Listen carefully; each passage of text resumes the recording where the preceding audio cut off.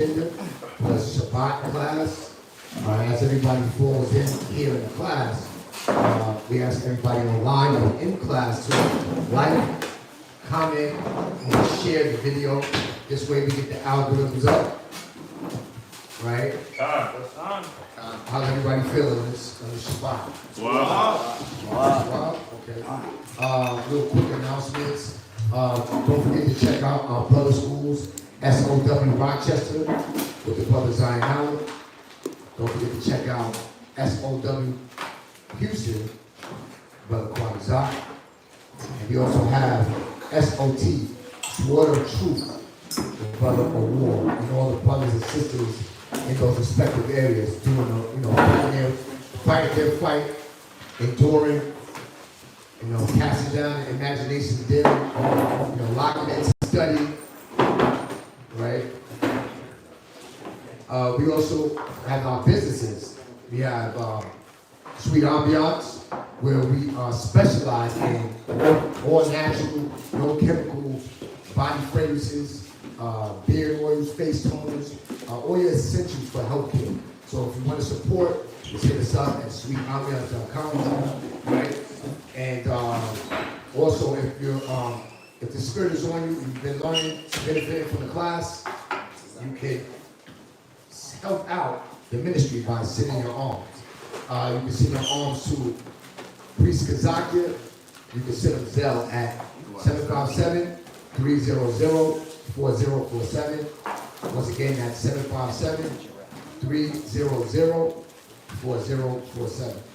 And, I know we had a question. Yeah. The brother Ash, you had your question, right? Yes, My bad. Yes, sir. Kind of a real quick, easy one. Yes, sir. My wallet. I hit my phone. And my keys. It's all that. What was it, Acts? Yeah. It was Acts 15?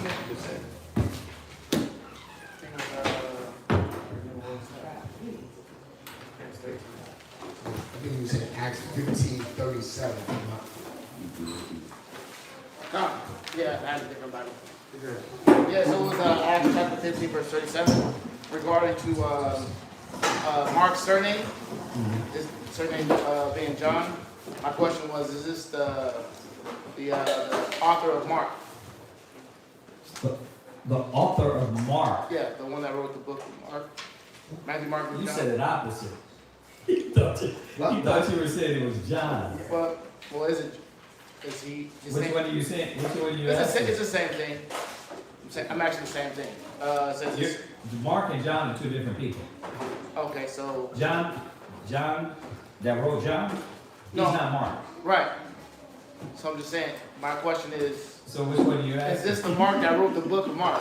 Is this not John? Not John. His surname is John, but is this the Mark that wrote the book of Mark in this account? Remember, the scriptures tell us where 2 or 3 is, right? God. So, is there any other confirmation in the Bible that can prove that? No. There you go. Okay. You know me. I'm not gonna guess. I'm not Right. going to add or try to implement anything. If it can't be proven, right? Right. Right. Seek out the book of the Lord. If they speak not according to His word, there's no light in them. So, now when you go outside and you go to different scholars, they're gonna have what they have to say about it, right? But not many scholars really go into that as well. So, yeah, because the scriptures don't go into it. So what are people gonna do? You gotta guess. Right. Yeah. Any other questions before we get into tonight's class on anything? Yeah. Yes, go ahead. What you got? Amos 2 and 8. Oh yeah, we just got out of Amos, man. Amos was good chapter. Sabbath reading. Yeah. Go ahead. Amos chapter 2 and verse 8. Go ahead. And they lay themselves down upon clothes laid with pledge by every altar. And they drink the wine of the condemned in the house of their God. Right. So this is how they were serving the other gods. They would actually lay down and bow down to these other gods. So that's what this is talking about. Start up a little bit. What verse are you at? Verse 8. That was 2 and 8? Yes, sir. Read verse 4. Come. Uh-huh. Thus saith the Lord, for 3 transgressions of Judah, and for 4, Right. I will not turn away the punishment thereof, because they have despised the law of the Most High, and have not kept His commandments, and their lives caused them to err. Right. After the which their fathers have walked. Right. So what we're seeing is he goes through, starts, and he points out the different nations that is going to feel his wrath, the Most High. And he gets to us, and what do you know? We follow the same custom as the other nations. So he comes and tells us why the Most High is going to punish us. Right? Go ahead. But I will send a fire upon Judah, and it shall devour the palaces of For Jerusalem. y'all that were in the class during that time, we're talking about the northern kingdom and the southern kingdom. And the southern kingdom was doing the same thing with the northern kingdom. Right? So Israel was separated into 2 kingdoms. And when the 9.5 got ushered off to over here in America, you still had Judah in Jerusalem, right? Judah would include Judah, Benjamin, and some of Levi, and they were doing the same thing. The same thing the Most High was angry at the 9.5 for doing, Judah was doing as well. Go ahead. Thus saith the Lord, for 3 transgressions of Israel, and for 4, I will not turn away the punishment thereof. Right. Because they sold the righteous for silver, and the poor for a pair of shoes. Right, so what did Israel start doing? The same thing we're doing today.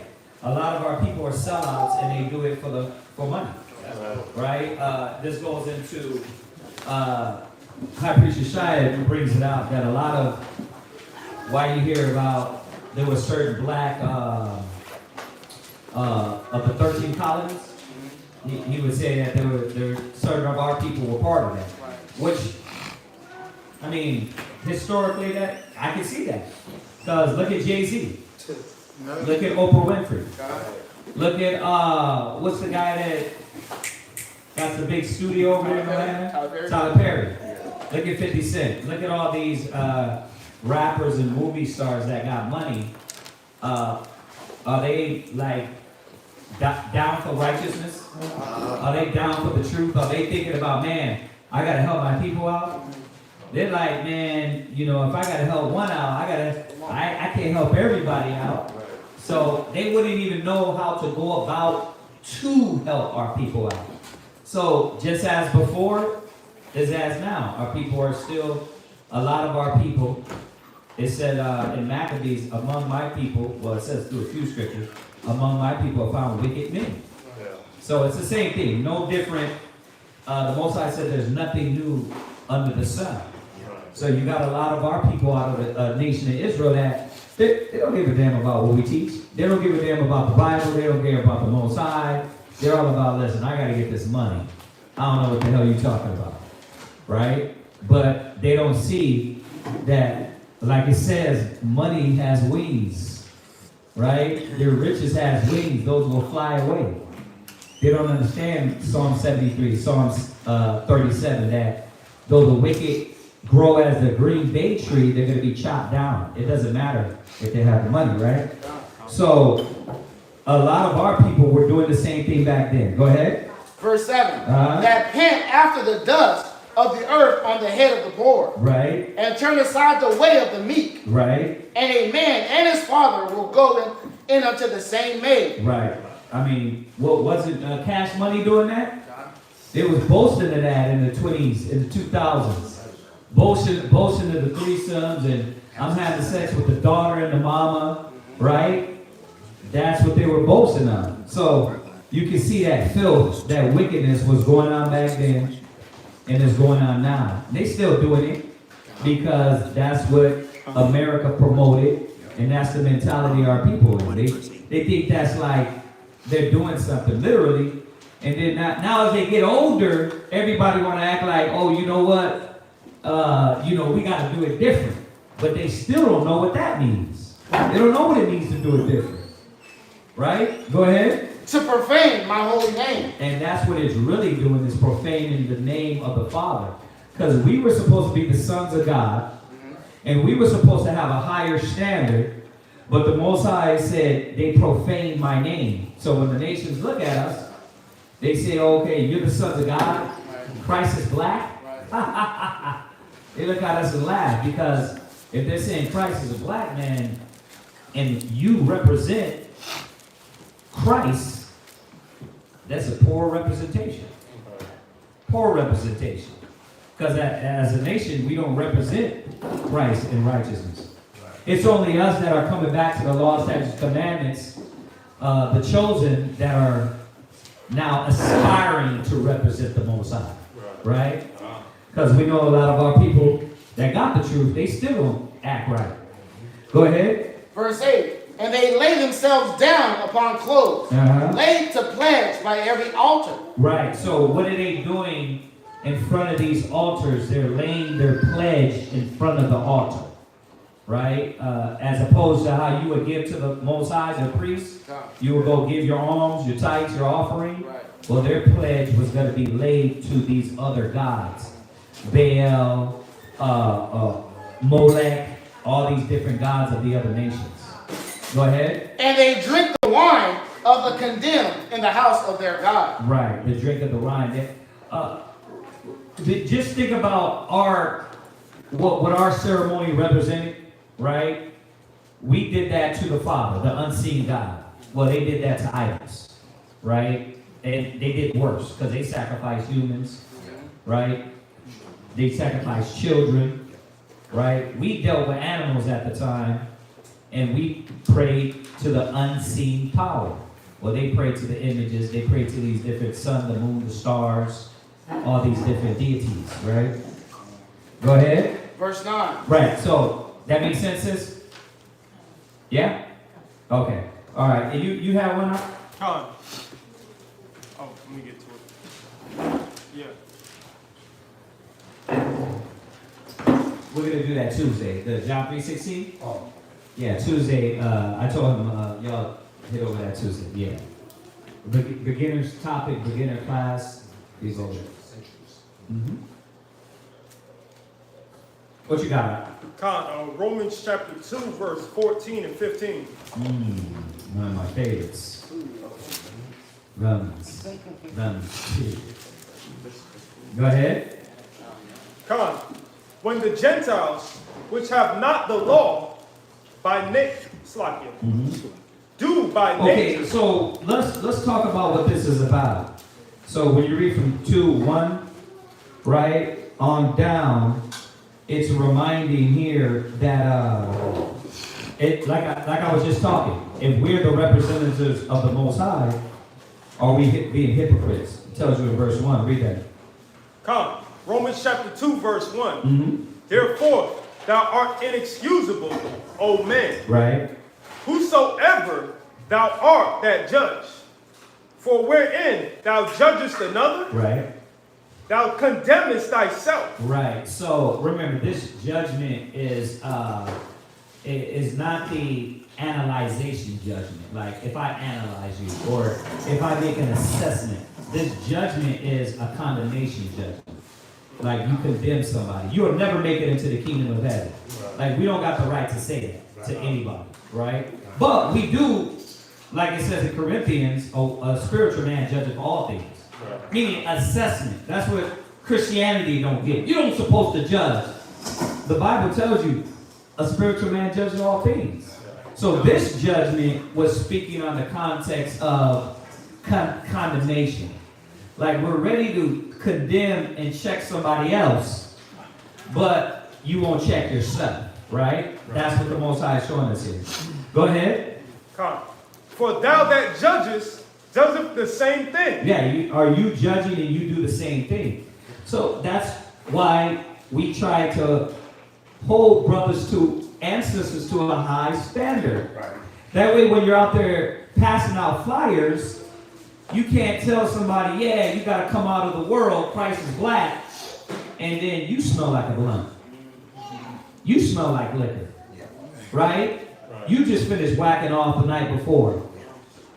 Like, it just ain't going to work like that. We're going to be just like who? Christianity, right?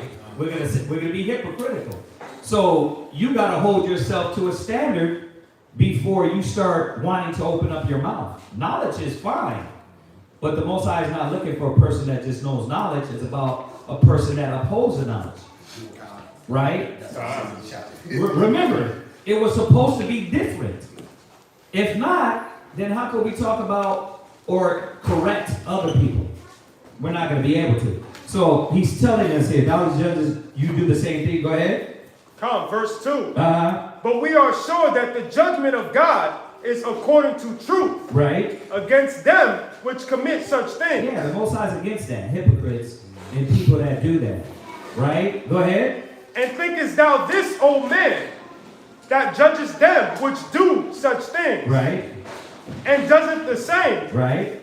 that thou shalt escape the judgment of God? Right. You think you're going to escape when you do that? You can't try to get your wife in order and then you're out of order. It doesn't work like that. You know, the Most High is not going to bless you with a good woman. The scriptures tell you, a wicked woman is giving that portion to a wicked man. So what's the vice versa? A righteous woman is giving that portion to a righteous man. So it doesn't work like you think. You can't outslick the Father. You know, when you're like, well, the pastor give me more money, he's getting away with it. Is he? How many of them cats is running up in the church putting guns in their face? Yeah. And some of them they shoot and some of them is a warning. Right? So nobody gets away with it, y'all. There's nobody gonna get away with it. P. Diddy thought he was gonna get away with it. R. Kelly thought he was gonna get away with it. A lot of us think we're gonna get away with it. It don't work like that. The Most High is the boogeyman. He's the Babu Yaga. He will get you, right? So there's no escaping that. So the thing to do is just don't be hypocritical. Just work on yourself before you open up your mouth, right? Go ahead. Come, verse 4. Or despisest thou the riches of his goodness? And that's what he's saying. He's saying you despise. Brother, you need a Bible? Oh, you got one? Oh, it says, or despises thou the riches of the Father. You know what I mean? And that's the thing. A lot of us play this game. We think it's church. You know what I mean? We think that you're gonna get away. You're going to because it go in one ear right out the other, that you're not going to be accountable. No. Everything you hear, you are accountable for. So that's what he's saying. You despise the riches. You despise what the Most High is giving to you. Go ahead. And forbearance and long And forbearance, the what? The patience the Most High is giving your hard-headed ass to change. So you despise that when you play this game. When you play this hypocrisy game. When you play this, oh, I want to act like I'm about it, but I'm not about it. Go ahead. Not knowing that the goodness of God leadeth thee to repentance. See, it's supposed to do what? Lead thee to repentance. It's supposed to lead you to change. The mercy, what Christianity messed up, they told everybody, oh, you know what, you're good, you're cleansed. You got grace, right? Well, the grace is momentarily for you to change, not for you to use a grace card when you do sin, when you do wickedness. Well, I did wrong. You know what? But I got grace. Here's my card. Nah. That's why he said you despise the forbearance. You know, it's like a father to a son. What happens when your son caps on you, when your daughter caps? Like, okay, I told you to go to bed at 1. You didn't go to bed at 1. All right? You give them another opportunity, because that's the Most High. The Most High is merciful. We be merciful with our kids, right? Told you not to do that. You did it. All right, okay. You know what I mean? Let them slide and say, look, I'm telling you, they do it again. Right? And what happens when they do it again? Okay, now you go to bed at 10. If it were from 1 to 10, and it might be with a butt whooping, depending, right? You see? Why? Because the Most High is merciful. He taught us how to be merciful. And he gives us way, and you dig your own ditch. So just because you're getting away with it for the moment doesn't mean you're going to get away with it. I went all the way up for the sake of the new people, all right? That way we can read this question in context. Go ahead. Let me get through this. Go ahead. Come on, verse 5. Uh-huh. But after after thy hardness and Imputed. heart, Right. treasure is up. Let me do this so we can get through this because I jumped up. Finish reading that. But Romans chapter 2 verse 5. Uh-huh. But after thy hardness and impudent heart treasures up unto thyself wrath against the day of wrath. So you're what? Like it's like I tell my kids. I'm like, all right, these are tallies. You want to keep playing, right? Because when I lose it on you, I'm gonna lose it, right? And you're not gonna say, well, you didn't give me a chance, because I will give you 100 chances. But as you keep using that as an opportunity to mock, then you're gonna get when it comes down on you. What happens? The Most High is like, okay, I gave you, because sentence is not executed speedily, it is set in the hearts of men to do evil. So the Most High is like, what? I'm long suffering, like it says in Numbers, but I will in no wise let you go. And that's what you see the Most High is doing. He'll wait, he'll let you, it says, do a sinner sin 100 times. Most High, you will not escape, right? You get that belt. And then what do you do? Hit your job, hit your house, hit your woman, hit this, and then you start with that old, I don't know why this is happening to me. I don't know why. Oh, you know why? Because you're doing things against the Most High, and you're taking His mercy, and you're putting that to the side. You're taking His grace, and you're just treasuring up butt whoopings ready to come. That's what He said here. He says, treasures up unto thyself wrath. You know what I mean? That's like a father, bro. He's like, look, bruh, go ahead, keep acting a fool, right? Go ahead. Treasures up unto thyself wrath against the day of wrath. Right. And revelation of the righteous judgment of the Most High. So a lot of times, you might not get it right now, but you're going to get it. Listen, it says, some shall not taste death till they see the Son of Man coming. The Most High said he will in no wise let you go. So no matter what you think, you ain't going to get away from Papa. Right? Go ahead. Verse 6. Who will render to every man according to his deeds? So he's touching on this hypocrisy. Right? He's dealing, the context of the chapters is about, look, so say ye, so do ye. Right? Don't be a hypocrite. Because the Most High is looking at what you're doing and you're going to be punished for it. Right? Go ahead. To them who by patient continuance in well-doing seek for glory and honor. See, those are the ones that really respect the Most High. Patience in well-doing, right? Not panicking, I tried that way. You know what I mean? He gotta go. Like, you gotta stop your way. Go ahead. To them who by patient continuance in well-doing seek for glory and honor and immortality. Right. Eternal life. But unto them that are contentious and do not obey the truth, right, but obey unrighteousness, indignation, and wrath. Yeah, that's what's coming to them. That butt whooping is going to come. No matter if they sin 100 times and it don't happen from 2010 to 2030, it's coming. But you're not going to be able to say, man, the Most High, He wasn't merciful. He didn't give me a chance. Go ahead. Tribulation and anguish unto What is it? Tribulation and anguish. Oh, why is this happening to me? He was such a good man. No, he wasn't. That's why we're going to talk about that tonight if I can get into this class. Go ahead.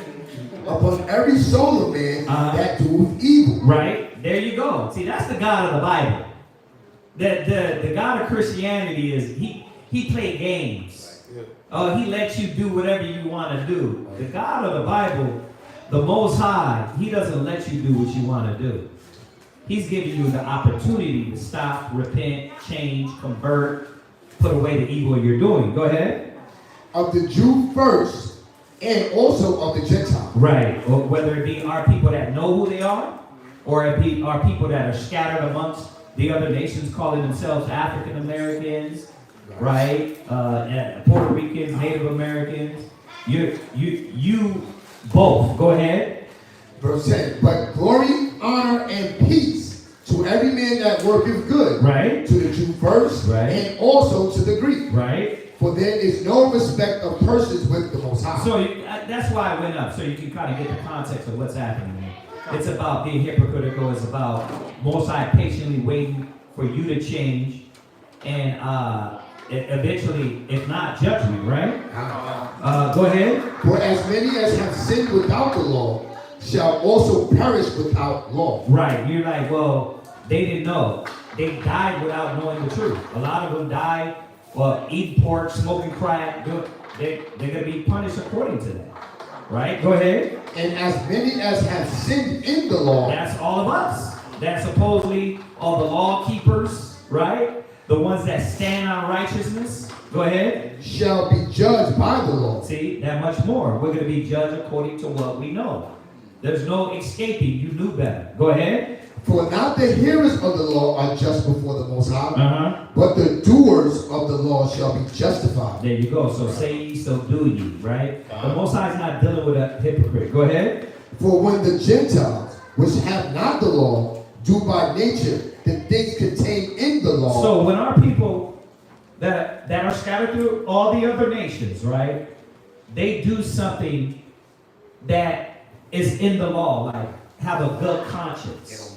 They don't murder. They ain't stealing. They ain't stealing, right? I ain't sleeping with your wife. I'm committing adultery, right? Go ahead. For when the Gentiles, which have not the law, do by nature the things contained in the law, these having not the law are a law unto themselves. Right. So they know. It's going to tell us. They know that this ain't right. They know. You know it too. When you show that crack, you show that dope, right? You stat at, you shot at, right? You slid her DMs. Yeah, you slid her DMs. You too. You was like, man, yeah. You was like, damn, I know. Because your conscience is bearing witness against you. That is wrong. You didn't even have to know the Bible. You was like, something is wrong, right?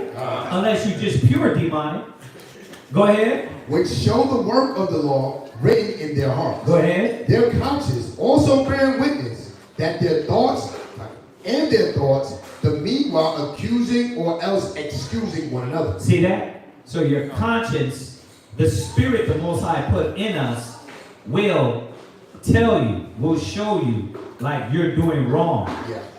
See, you knew that without somebody sitting you down. And then when somebody sat you down and said, look, yeah, because the Most High he don't love you breaking the laws of the Most High. He don't like you disobeying the commandments of the Most High. What happens?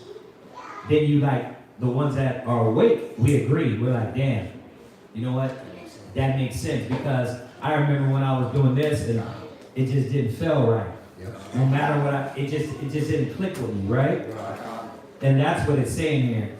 You got that? Gone. That's what verse you wanted? Yeah, 14 and 15. I just wanted to know.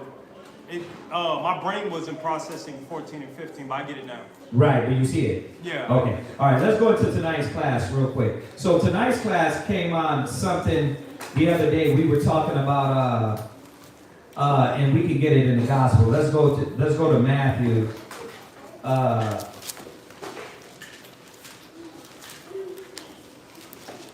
Because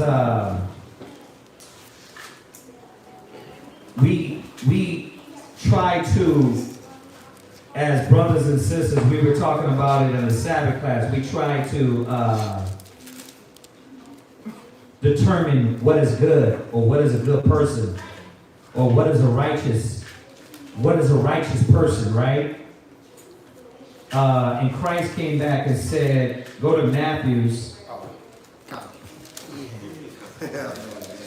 Oh, yeah. What did he say? What is it? Matthew chapter 19 and verse 16. There you go. Go there real quick.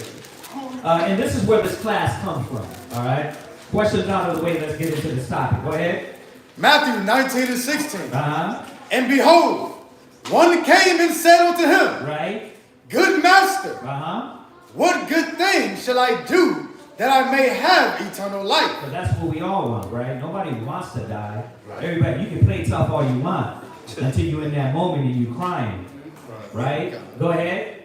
And he said unto him, why callest thou me good? Right? There is none good, Right? but one, that is the Most High. Right. So we got this determination and this idea of what is good, what is a good person. And that's where this subject came from the other day was like when we determine what is good, we go back to like you were just saying, oh, you know what? My dad never hurt nobody. My uncle was a good man. You know, he worked changing tires for 40 years. He ain't never sold drugs, right? Yeah. He ain't never what is it? He ain't never went out on his wife. Right. He took us on family vacation. He took us on family vacation. Right, but you're determining that to be good. But is that good? Is that what the Lord said is righteous? And it's funny because based off this idea of us putting in our head what you think is good, that's why a lot of people don't turn to the Most High. Because they figure like, I don't need that. I don't need what you're giving because I'm good. Right. Bro, I just go to work, you know what I mean? Yeah, I do a bump here and there, you know what I mean? I don't hurt nobody though. A little bit of white here and there, you know what I mean? I'm good, you know? Listen, it's just me and my porn. And me and porn, and I'm good, right? Right. And that's how man determines what is good. It's like, really? So that you're good. Yeah, he goes to work, but you didn't know he was doing all this defiled stuff, right? Getting tied up, getting hit with bats in the bedroom, right? Sitting on 40 bottles, you and your husband. It's like, you're like, well, it's all good. But he's a good man, right? He ain't never robbed nobody. Right, he ain't never robbed nobody. Confessing applause. Well, what's up? You have your hand raised. Who had the hand raised? Yeah. I was saying, like, basically they probably thinking like they not hurting nobody. Right. They're not hurting nobody. And if I'm not hurting anybody, therefore I'm good. Well, Christ said none is good. Right? So the topic of the question is what is evil? Right? Because a lot of us think we're what? That's good peeps. You know what I mean? Man, some of these cats is child molesters. Some of these cats is thieves. Right? Watch. Go to Job 9:24 real quick. Let's start out with some basics. Go ahead, read that. Job 9:24, and somebody give me Isaiah 5:20. Job chapter 9, verse 24. Write it down if I'm moving fast. That way you can go over it. This first point is what does evil look like? If you're taking notes. What does evil look like? Go ahead. Job chapter 9, verse 24. Go ahead. The earth is given into the hand of the wicked. I want you to look up the definition of wicked. The earth is given into the hands of the wicked. Right? The earth is literally being ruled by evil people. That's what the earth is given into. Many people in the earth is wicked. What's that definition of wicked? Evil or morally wrong. There you go. Oh, but they good though. You know, you just judging.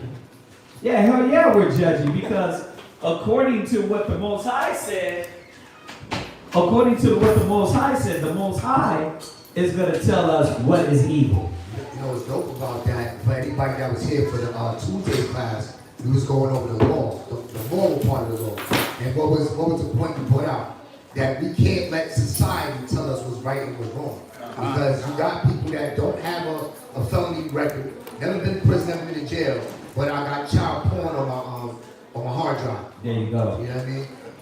I said, like you said, I take one-to-one. What's a one-on-one? A bumpy clones? A little Britney Spears before you go to work? Read it again. The earth is given into the hand of the wicked. Right. The Most High said the earth is given into the hand of the evil people. And the morally what? Morally wrong. The morally wrong. Remember, your morals are based on how you think. right? So what happens when a murderer kills somebody? They morally don't feel that that's wrong, right? No, I'm talking about a murderer. Oh, that's Right, I'm not talking about you fighting for your life or, you know what I mean, you shooting at somebody because they shooting at you. I'm talking about a murderer. A murderer, they morally don't feel that that's wrong. But little did you know, they're evil people, right? But that's the point. That's why you said it perfectly. This is why we can't go off of what man thinks. You keep going off of what you determine as good, and that's why you won't change your morals. You won't change your principles, right? And I know it sounds, we're like, yeah, we know what evil is. All right. You know what evil is? Go to Isaiah 5 and 20. Isaiah chapter 5, verse 20. Woe unto them that call evil good. And that's being in an earth that is controlled by evil people in a rulership. And when you say evil people, remember, we believe, according to Revelation, that the head of the beast, right, is this kingdom here, America. We believe that this is Babylon the Great. And just like it says in Revelation that all the nations suck the teat of America, right? So, you know, when Lebanon shot all those missiles over to Israel, who helped them out? Everybody that believes and helps out the beast. They were like, look, and I'm not saying I'm for Lebanon, Lord knows that. They were wicked over there too. But I'm just showing you that the beast, everybody with the beast helps the beast. Who shot those missiles out? Those 30 missiles. Was it 30? It was like 30 missiles. They shot them out the sky. It was Egypt. It was, I think it's Saudi Arabia. It was the UK. Right? And it was America. So when it says the earth is given into the hand of the wicked, you ain't all of a sudden going to go to Europe and then next you know righteousness is in Europe. Oh, I hope you're paying attention what's going on in Europe. Right. The race riots? The race with the war. Right? You won't all of a sudden go to North Korea and then next you know Kim Jong is laying down the laws of the Most High. He's wicked too. The problem is that the beast is narrating and feeding this idea to all nations, right? Which he calls democracy, right? But it's given into the hand of the wicked. And they're evil, right? So I'm going to use that word. I'm not going to use the word wicked. Because evil is going to start showing you something about your thoughts, right? Our thoughts. Woe unto them that call evil good. And that's what a lot of people in this world and a lot of people in America do. They call transgender good.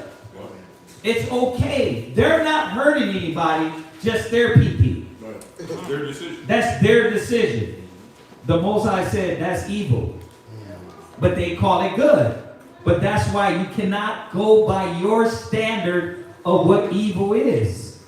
You know, we were talking to Shawashina the other day in Sabbath class. That's when the Sabbath, this question came up.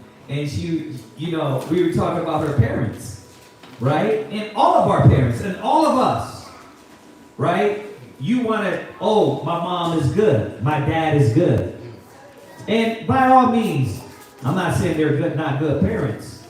I'm saying on the standard of Yahweh, the standard of the Most High, what is good? And then you start falling back and realizing, man, we're not as clean as we think we are. That's what we're seeing. So first thing you got to get out of your head is what? Read it again. Woe unto them that call evil good. Woe means destruction. Why? Because when you start thinking like that, that mind state destroys your morality. Woe, destruction to you. Go ahead. And good evil. And good evil. And that's what they do. Well, you know, he just sold a few crack vials in his neighborhood. He was good, my baby was good, he was good, y'all took him out. Screaming like, you know what she did, you know what? Like, first of all, why she got shot in the foreface? Why? Because she was good? He said by the blast of the Most High they perished. He said whoever Who get it for me real quick, because I'm quoting. Go to Job 4 real quick. Whoever innocent, Con. whoever perished, read that. Bruh. Job chapter 4 and verse. Job chapter 4, verse 7. Go ahead. Remember, I pray thee, whoever perished being innocent. See? So what is good? Right? Now, and this is not a proclamation to say we're good. Don't get it twisted. Because we still got evil tendencies. Right? So that we already know the Most High is just in what he does. Right? If we go out and we take a stray, we know, damn, there was somewhere down the road. I might not have been doing it now, but I might have deserved it from the past. Yeah. Right? So don't get it twisted. We understand that the Most High is not playing with nobody. Right? But for the evil, the ones that love this lifestyle, the ones that don't want to change, that don't want to repent, the Most High said by the what? 4 and 7? Remember, I pray thee, whoever perished being innocent. Or where were the righteous cut off? Where were the righteous cut off? That's a question. Well, they weren't. Right? The Most High won't take the righteous out like that. So jump back. Come on. That put darkness for light. So that's the problem, that a lot of people, you're going off of your morality and they gave me some sugar from next door. He's good. But his wife walks out every day, every other week with a black eye. How is he good? Well, that's their business. That's what they do. I don't care about that. All I know is how he treats me. See? But, that's not right. You see? How his kids, how his daughter, how his family, how his household is. Is it right? Is it good?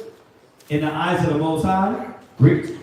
According to what? Right? Go ahead. And light for darkness. Right, and that's the problem with this world, with the earth, especially with America. They call light, they call the things that's light, righteousness. That's why, bruh, nobody, this earth cannot receive correction. Yeah. Right? Think about it. You're the meek of the earth. You're the ones that are least ready to hear. And I know it's hard on some of us in here because our egos, puff up a little bit. But we know the meek shall inherit the earth. Right. But go out there and tell them, what they're doing is wrong. That's all. That's out of the way of the Most High. That's evil. That's an abomination. They're looking at you like, bruh, you guys, you hate me. You don't like me. Right? They manipulate us. They try to manipulate us. Because you're correcting me. It's the old the hurt woman syndrome. You're correcting me. You must not like me. Like, huh? How are you manipulating this conversation like that? Correction ain't got nothing to do with me liking you or not. The Most High said I'm supposed to tell you to be your brother's keeper. Right. See, but that's what they do. That's why a lot of brothers and sisters come to class. And what's your first problem? What is your first problem? It's hard to be told about yourself. Who is this? Who are you? You don't know me. Like, yeah, we do know you. We know you and we know all the damn tribes on here. Because we come from among the tribes. We ourselves come from the filth. Yeah, you ain't special. Everybody goes, you don't know me. Yes. We're one of a kind. We're one of a kind. Same spirits, right? But that be our problem is we don't want to hear that all of our life we've been telling ourselves evil's good and good is evil. Right? And the evil, go ahead, read. That put bitter for sweet. That put what? Bitter for sweet. Yeah, you live in this lifestyle, man. You can live working 10 jobs and you like, look, I'm good. Like, wait a minute, you good being a slave? The Most High is trying to free your mind. It's like, you just good. Bruh, I got big screen TV, fat blunt, and a big booty woman. Right? That's life. You're living in a damn rap video. That's not life, man. The Most High has given us more than just big booties and blunts and a damn job to be a slave. Life is more than that. Right? Go ahead, finish that. And sweet for bitter. And that's the problem. You'll take that bitterness, the living in captivity, and think it's sweet. It's not sweet. So Isaiah 32:7 and Mark 7. So these scriptures are to show, the first point, what does evil look like? What does evil look like? Yeah. Read that. Go out. Isaiah chapter 32, verse 7. Uh-huh. The instruments also of the churl are evil. Right, the churl. You know what the churl, look up churl. You know what churl is? The instruments of the churl are evil. What's that? What's churl? Who got the definition? C-H-U-R-L. Churl. Uh-huh. What is that? What is that? A rude person, Right? a impolite and mean-spirited person. See? See, impolite, rude, and mean person. You never thought about that, right? Wait, so I'm evil because I'm rude? Like, when you get pulled over by the cops, they don't even treat you with respect. They don't treat you with respect. They don't treat you, there's no love, there's no humanity. That's why he shot old girl in the face. Because their spirit in them is mean. Right? It ain't about humanity. You know what? You're just like me. All that BS that they tell us. No, they kill you like a dog because this is what type of spirit they got in them. Right? What you got? You got more? I got a definition. What you got? A nigger. Where'd you get that from? No, upstairs. Is it there? God. Are you telling the truth? God. It says a niggard. Yeah, because, I mean, you think about it. A niggard's a stingy person. Yeah, 'cause ungracious, Yeah. violent, unyielding, Right. stiff, hard, harsh. Now, we're going to go through all this, but I just summed it up in one word for y'all. Right? Which probably a lot of y'all never heard of the word, but it's churl. How you spell that? C-H-U-R-L. It does. Yeah, it says it. A niggard. And the definition for niggard is a stingy person, a selfish person. So, I know what we think it is. But remember that word was used different than before the white man got hold of it. You know what I mean?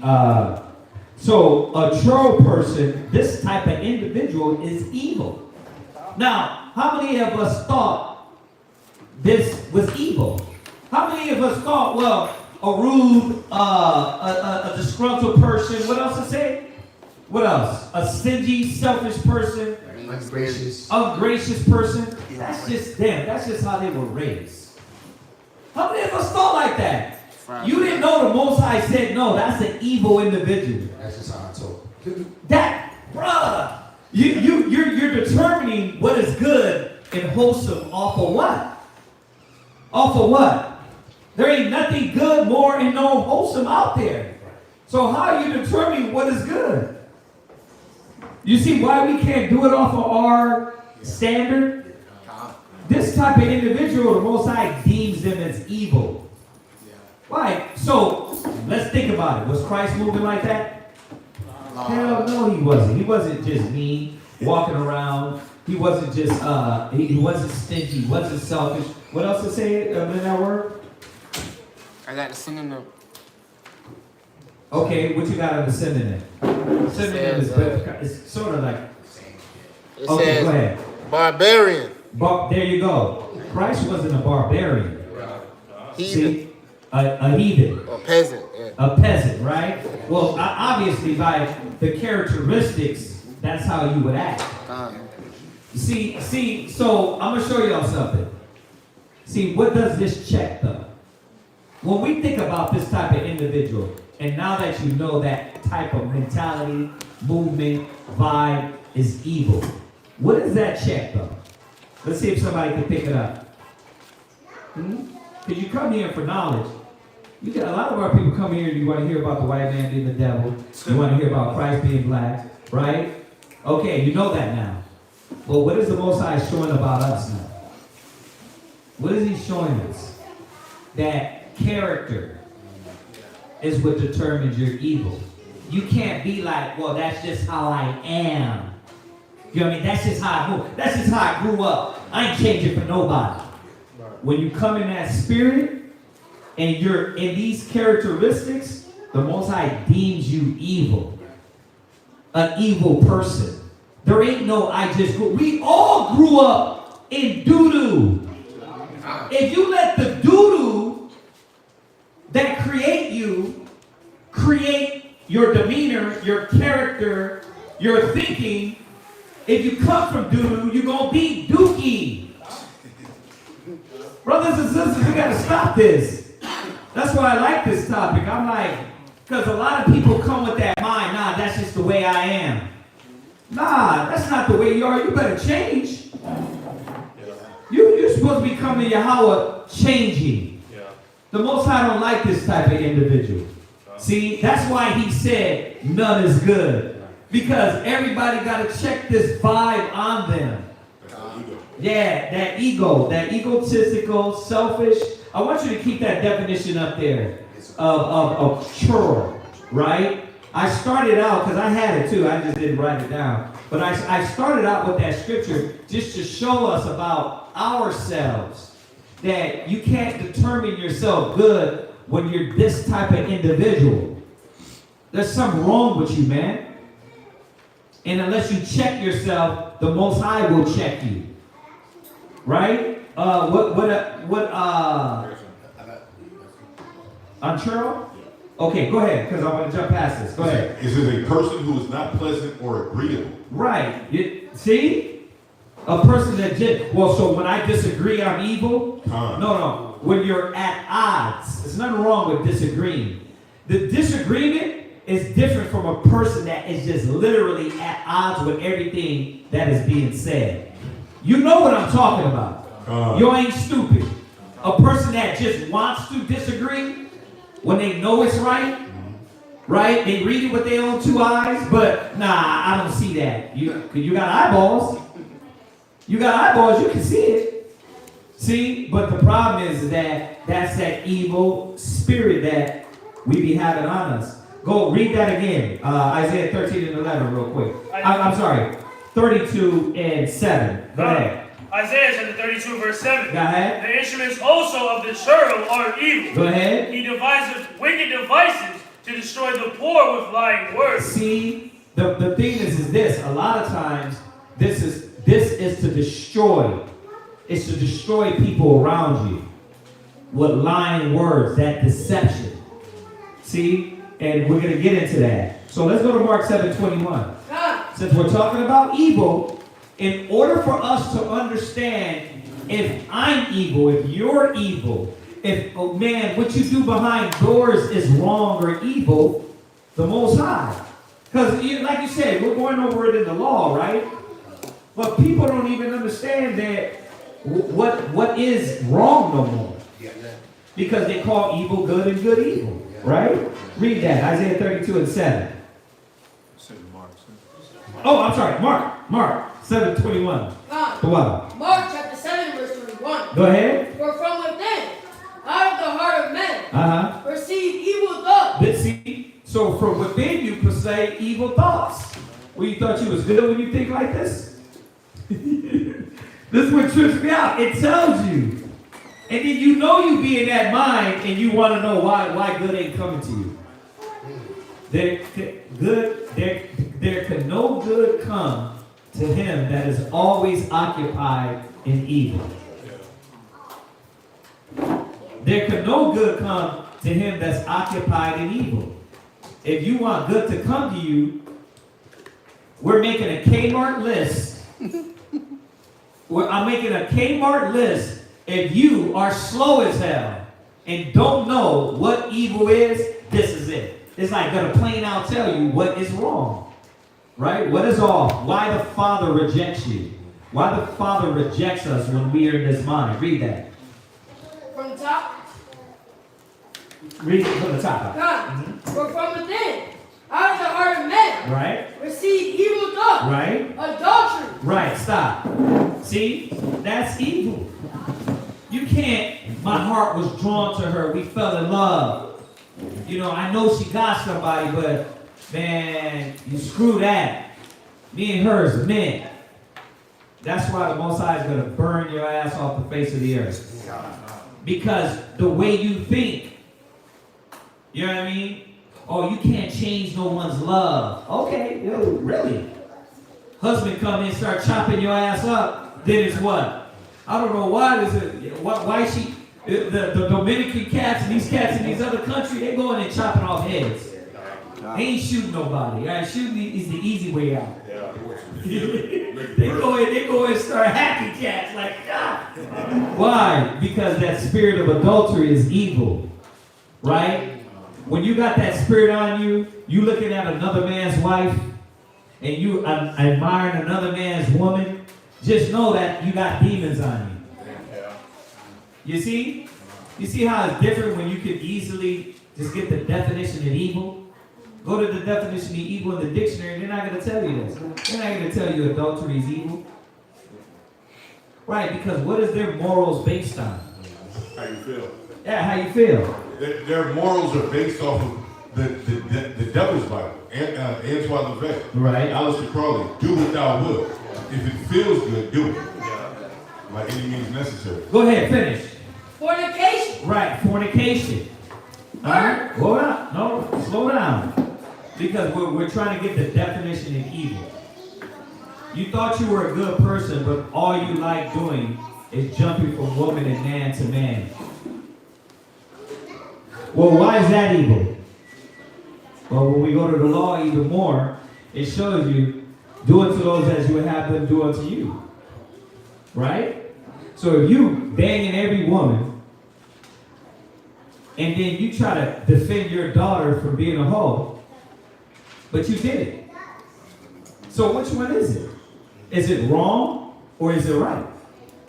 See, your spirit bear witness that it's wrong, but when you do it, you think it's right or you want it to be right. That's fornication. Like, you don't want nobody to be just tossing your daughter around, treating her around like that. Or your son, right? That's evil. And a lot of people don't want to recognize, oh, that's evil. Right? They want to play with the Most High. Oh, that's in the Old Testament. Well, this is in the New. And it's the same thing as the Old. See, you trying to play games with the Father. And the Most High started putting everybody on blast to show them, like, nah, this is the right way, this is the wrong way. So this is why it says the earth is given into the hand of the wicked. Because who's standing up and being able to say, man, damn, I didn't know I had a lot of demons on me. I got a lot of evil, negative thoughts. Right? So, adulterers, fornication, go ahead. Murder. You get the spirit of murder on you. You want to kill everybody. Yeah, you got these cats that just want to walk around with a gun just because they got their ass whooped in school. They you know what I mean? They think they're a macho man. You know, if somebody, you got to be scared because that's why you got the weapon on you. Now, by all means, this is America. You have the right to bear arms. Bear your arms. But we know that the sword is not going to save us. You can have guns all you want. But you get our people with that murderous spirit. I'm waiting for a Negro to act up. Go ahead. You know what I mean? Go ahead, say something. Right? They'll follow you all the way from Facebook, all the way to your house. But people don't think that's evil. The pull-up spirit, that's not evil to people no more. Remember when murder was evil? That's not even evil no more. It's like, you know what? No, he acting up. He got to be taken out. I got to send him to the upper room. Right? Go ahead, read. You said what? What's that? Huh? You kids. You steal $100 out of mama's purse? Huh? You stealing for your wife? You stealing for your husband? You stealing from a brother or sister? Well, you thought that was good? You thought you was wholesome? Huh? Curse Christian. You thought you was a Christian. The Most High is showing us, man, straight out what is evil, and He simplified it. You know, what is evil for dummies, right? Go ahead. Covetousness. What? Covetousness. What is that? What is it to covet? What? To want something somebody else has. Yeah. And then you upset that they got it. You want what they got. And bruh, how many of our people are like that? Just seeing you walk, like, did you see the demons on them? Like, nigga, who you think? Like, whatever. F your belt. You know what I mean? It's like, okay, I just wore a belt. But it'd be a lot of jealousy in our people. It'd be a lot of envy in our people, because that's what our community, it does. It does what? It fosters that spirit. It fosters the spirit of death, fornication, adultery. And then when we get around each other, we doing like white people. We walking across the street too. When we see you. Why? Because we know this spirit beyond our people. Hell yeah, I'm walking across the street if I see, whether my people or white folk, it don't matter. But you do it to your people too. You're like, this cat's look shicey as hell. Let me bend this way. Right? Why? Because this is the spirit that be in us. So we know the white man's the devil. He's the embodiment through his actions, his history, and what he has done. We know who he is, right? But the problem is this, though. You can act like the devil too. Right? The 12 tribes can act like the devil too. Yeah, his soul was created to be adverse. But, damn, look at you. You walk like the devil. And then it says, we have taught the wicked ones our ways. So when the demon gets on you, you show the devil how to do it better. How about that? Right?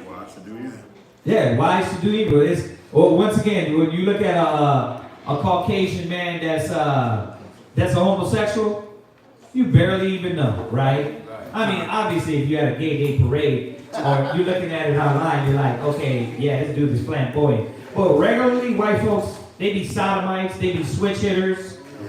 You never know. It's only till you see the black man. Then he want to talk out his lips.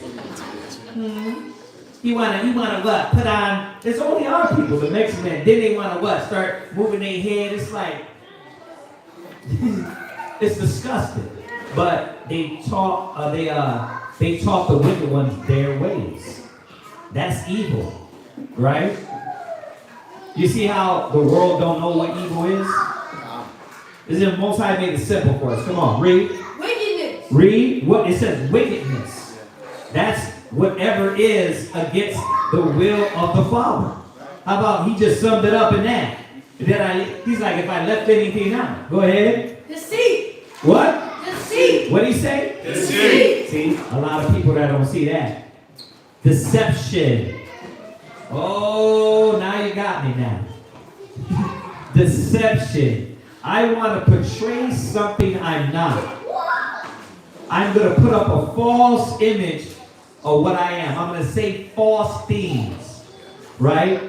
I'm going to tell you something, but that's not really in my heart. So, like you were going over earlier a bit about the hypocrite, that's a form of deception. Form of deception, exactly. You want to cover up. You want to cover up really what's in your heart. That's why all you non-talkers, we got you covered, bro. All you want, I'm not going to say nothing. I'm going to just fall back and watch. Why? You don't want to talk because your mouth is going to tell where your heart's at. That's why they're the ones that only what? You got to ask the question. What's up with you? Nothing. You good? It's like, have you ever, you see the cats that really, when they brought into the feds, they really don't know how, like they ain't saying nothing. It's like talking to them like you're the feds and you talking to a brother. They will not divulge any information. Why? And I'm talking about brothers that pass the trust, you've been here, you've been around. Why you still ain't talking? Because you want to live under the spirit of deception. You don't really want people to know what's in your mind because you might just get corrected. you might be revealed. So you're going to keep that persona up. And I'm not talking about the new brothers that, like, I don't know you yet. We get that. You know, we don't know each other that well yet. That's one thing. I'm talking about you've been here. You know. And then now you're still trying to make sure you hide under this Batman type of mentality. Duck-wing duck. Oh, you went way back. You want to hide at night. Like, bro, the Most High sees through all that. But the Most High don't deal with deception, lies. You can't get in a conversation with them because they keep switching it up. Did you know that was evil? Like, people don't think this is evil. They think just, listen, I'm moving, I'm maneuvering. Like, I can never let nobody know where I'm at. Bro, you're a demon. You're a demon. You're not right. But that's what the streets, that's what our people been taught. That's what hurt and pain have brought them to a lot of times. And they don't realize, damn, what the world created me to be a demon. And I'm rolling in that spirit. Y'all agree with that? Y'all see that or not? Let me know. Let me know if y'all know. We can go deeper. Okay. Well, you don't agree, sis? You raise your hand. No, I was saying. You were saying you do agree or don't? I do agree, but I was asking, like, you know how, like, Judas don't really say a lot. Right. You don't really hear anything, like every time Peter always responded and always. Yeah. Yeah, because you could tell what type of Judas cat he was, right? He was just sit back, I'm gonna watch everything. And because I'm plotting. Yeah, I mean, everybody knows an individual that's plotting, right? You know what I mean? You know the cat is always sitting back that what? Like, you never wanna move to the next level in a relationship. It's like everybody's always an enemy, right? Once again, it comes to hurt, pain. It comes to what the world told you. It comes to many different things. And then if you can pack that all together, you could just be an individual man that just lives in that deception. But regardless, what the scripture say, what it say? Deceit. Deceit, that's evil. These evil things come from people. Right? That's why the Most High is about changing them when you come into the truth. You're supposed to be letting these things go. Right? You don't supposed to be about deceit. So say ye, so do ye. You say something, do that. Right? And then based on what brotherhood is, we know about opening up. That gotta come eventually. You hear me say it 1,000 times. Okay, brother, you're a new brother. You gotta get to know us. You watching us. We watching you. Everybody's watching each other. But eventually we're gonna have to stop watching each other and deal with each other. And communicate with each other, talk with each other, be grown-ups with each other, right? You can't be 13-year-old kids in high school the whole time you're in the truth. I'm watching you, you watching me. We gotta grow past that eventually, right? And it can't be with deception. The scriptures tell you that's evil. What else? Read. Lasciviousness. What is lasciviousness? Shoot, okay. So there's a few. It's good too. Go ahead. It says a person or manner or gesture, feeling or revealing overt and often offensive sexual desire. Right. So this individual has a strong lust desire about themselves. Right? You see why a lot of people don't want to talk. Because a lot of those demons be on them and they don't want to divulge that. They don't want to vomit that spirit out. But that's what it be a lot of times. Right? It can be many things. We know. I'm going to say it again. Hurt. The world hurt you. Somebody abused you. Some pain. Right? Or literally, you were just taught that. Don't trust nobody. Right? That's got to be someone that dumbass book 50 Laws of Power, right?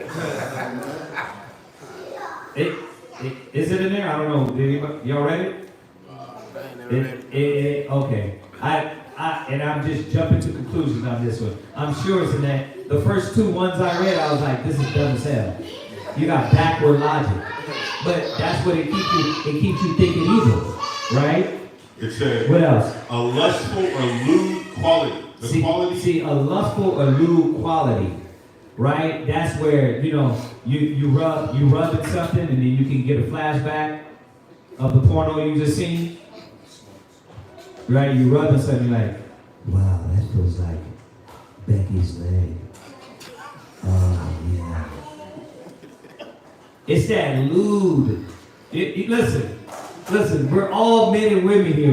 You know what I'm talking about. You know damn well you know what I'm talking about. When you grab that peach, when you bite into it.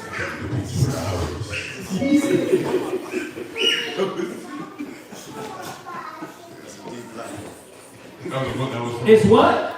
It's a deep lust, right? That's an overlook. That's what lasciviousness is. Y'all think we're capping, but you know what's real though. Yeah. It ain't just a regular, like you look at somebody like, oh, she look good. No, it's like, damn, where's she going? You know what I mean? And you like captivated. You gotta what? Listen, that's evil. Why? Because you're controlled by this. You're only controlled by that. To be carnally minded is death. You can only be controlled by the touch, the feel, the ejaculation, the kiss, that's the only thing that controls you? Bro, that's evil as hell.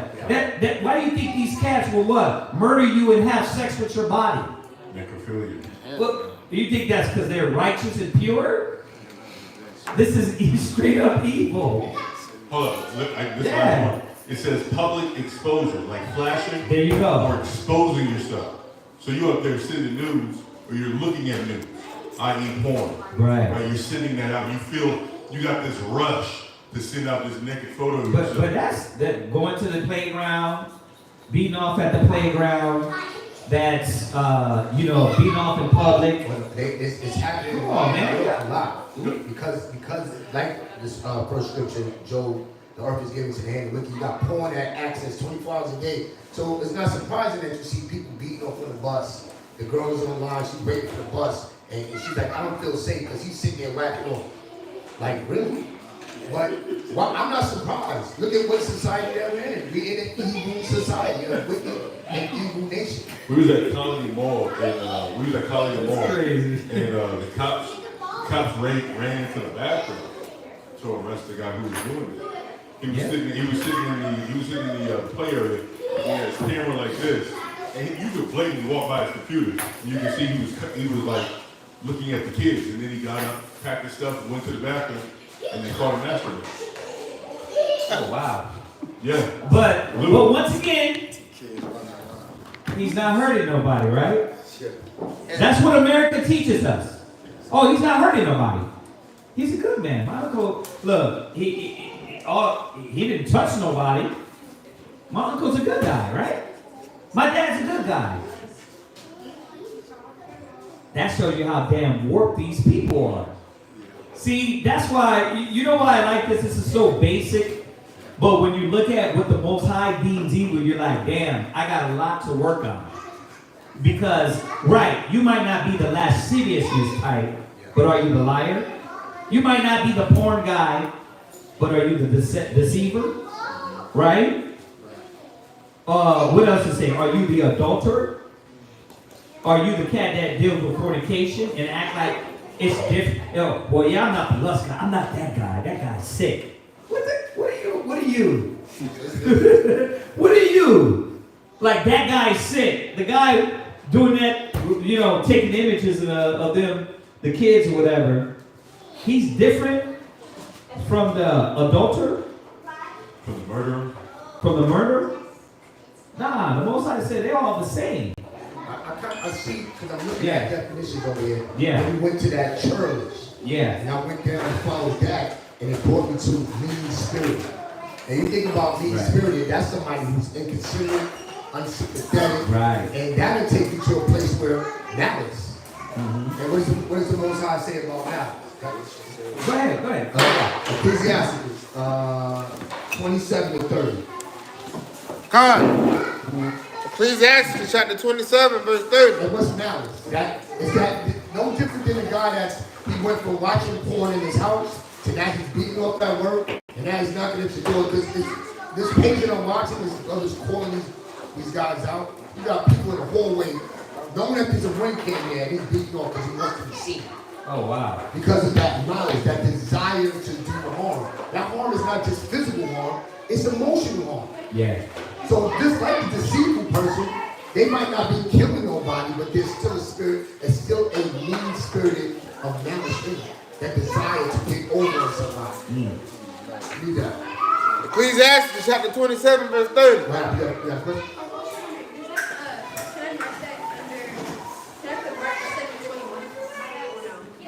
Say what again? Can I put Mark 27 under that?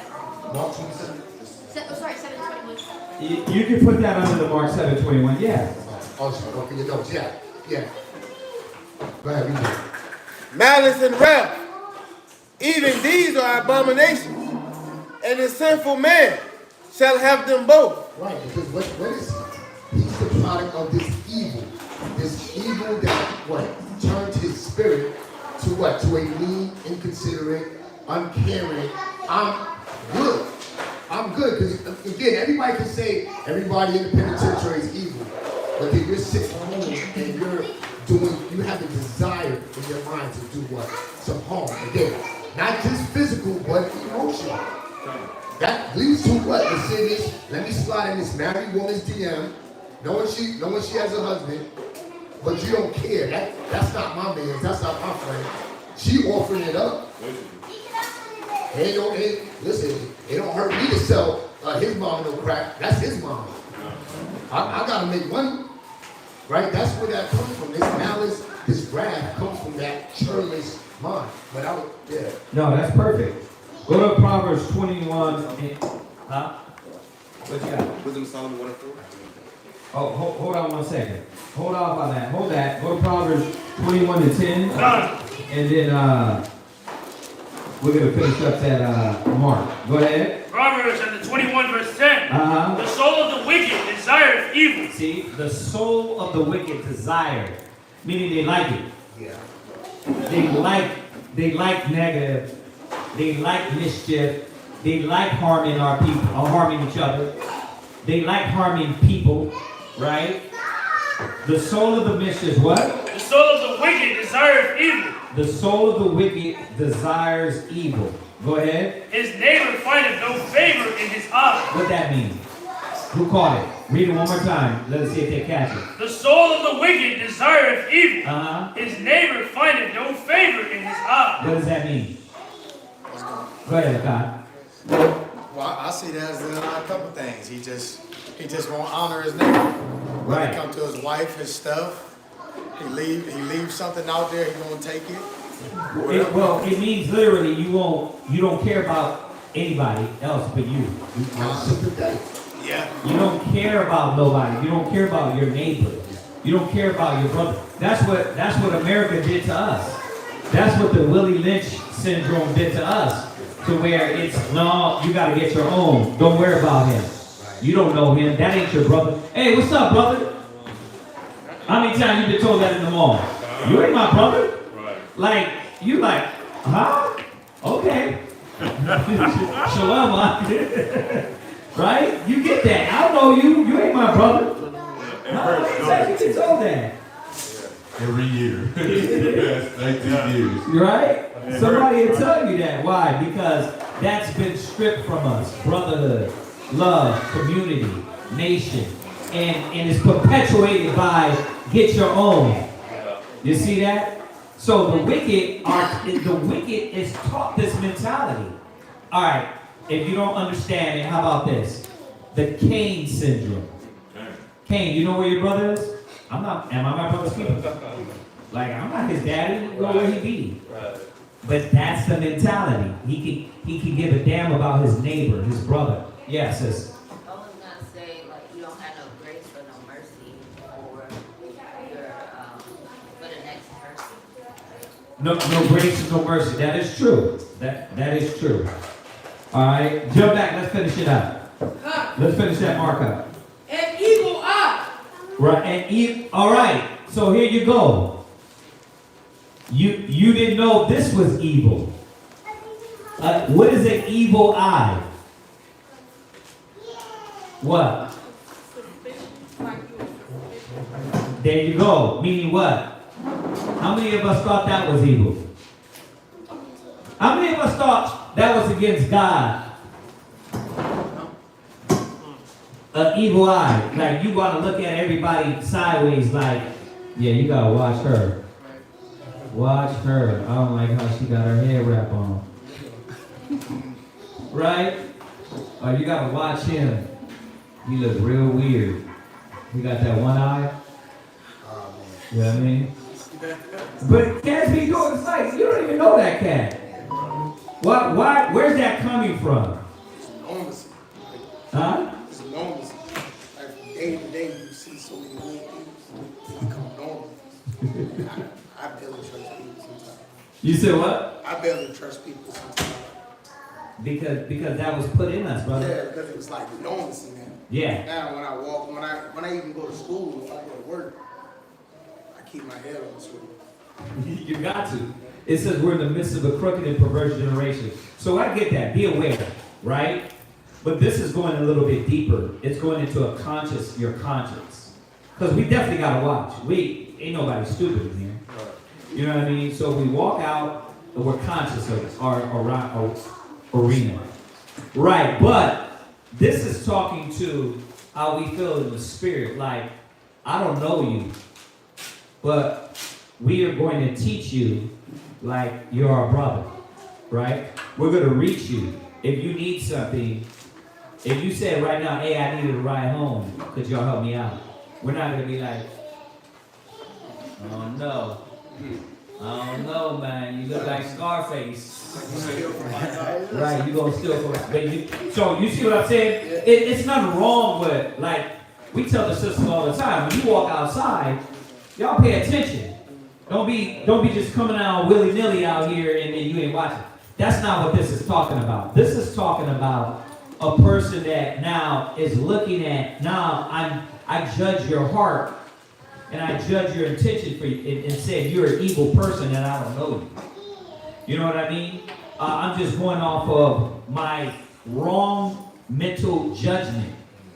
You see? And that's put in us too. So this Stop. It's hard to stop when you start thinking like that. it is. Yeah, all they do is sleep with other man's wives. And they're like, bruh, that's how I live. Right?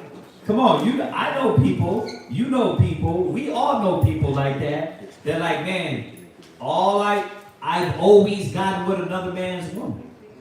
They just love the drive, they love the thrive, they love that. See?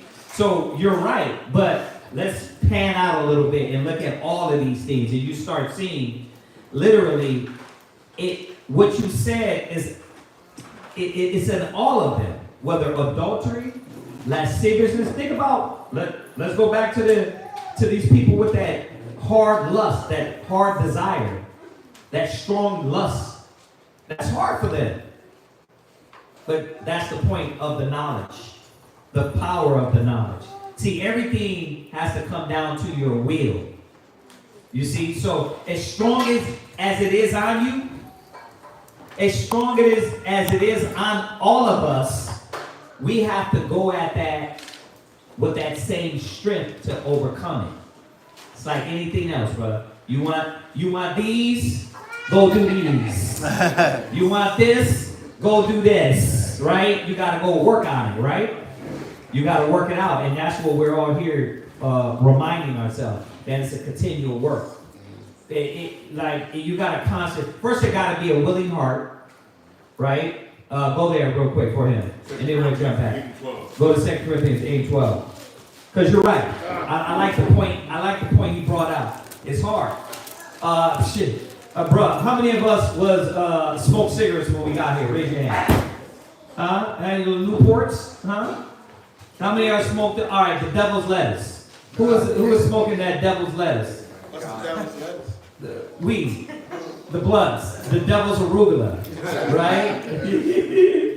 Right? Right. You were smoking, but I can vouch for y'all. You're not doing that no more, right? Right? I remember when this guy came in, he was Mr. Man. I gotta take a cigarette break. We're like, bro, you're not gonna be smoking outside the school, bro. You gotta go down the damn block. You know what I mean? And then he came to the point, he was like, oh, man, I wanna stop, but I can't. We was like, you want help? God. Once he says yes, then we got him. You want help? All right. He comes to the school. What you got in the car? Huh? Well, I got the Newport. No. See, this is your problem. You ain't shutting this down. We go to the car, take the Newports. The brother came with the sack of weed. No, that wasn't me. Nah, no, that wasn't you. No, that wasn't him. That wasn't him. That was another brother. He came with a sack of weed to class. We're like, how the hell you gonna come to class with a damn whole sack of weed, huh? Go get the weed. We ain't put no gun to his head, but his willingness. He went and got the weed. Flush it, He flush it, bro, and he flushed it. You know what I mean? Why? Because everything has to do with your will.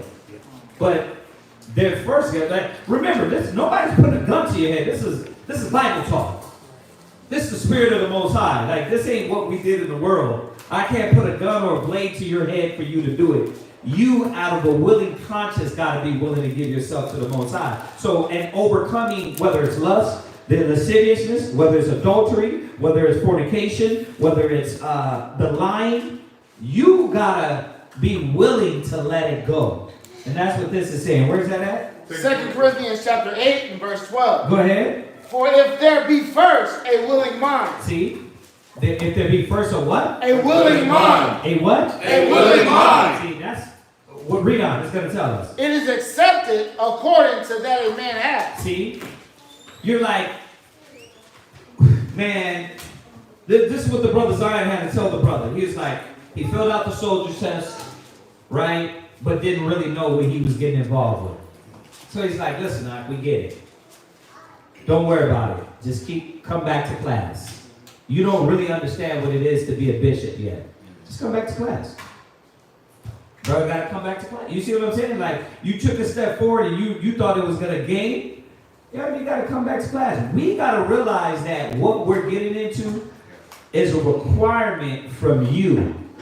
Not from the hype, not from the hallelujahs, but from you. And once you do that, like me, when I literally realized that I was an individual, no man had to tell me nothing. We was already rolling together.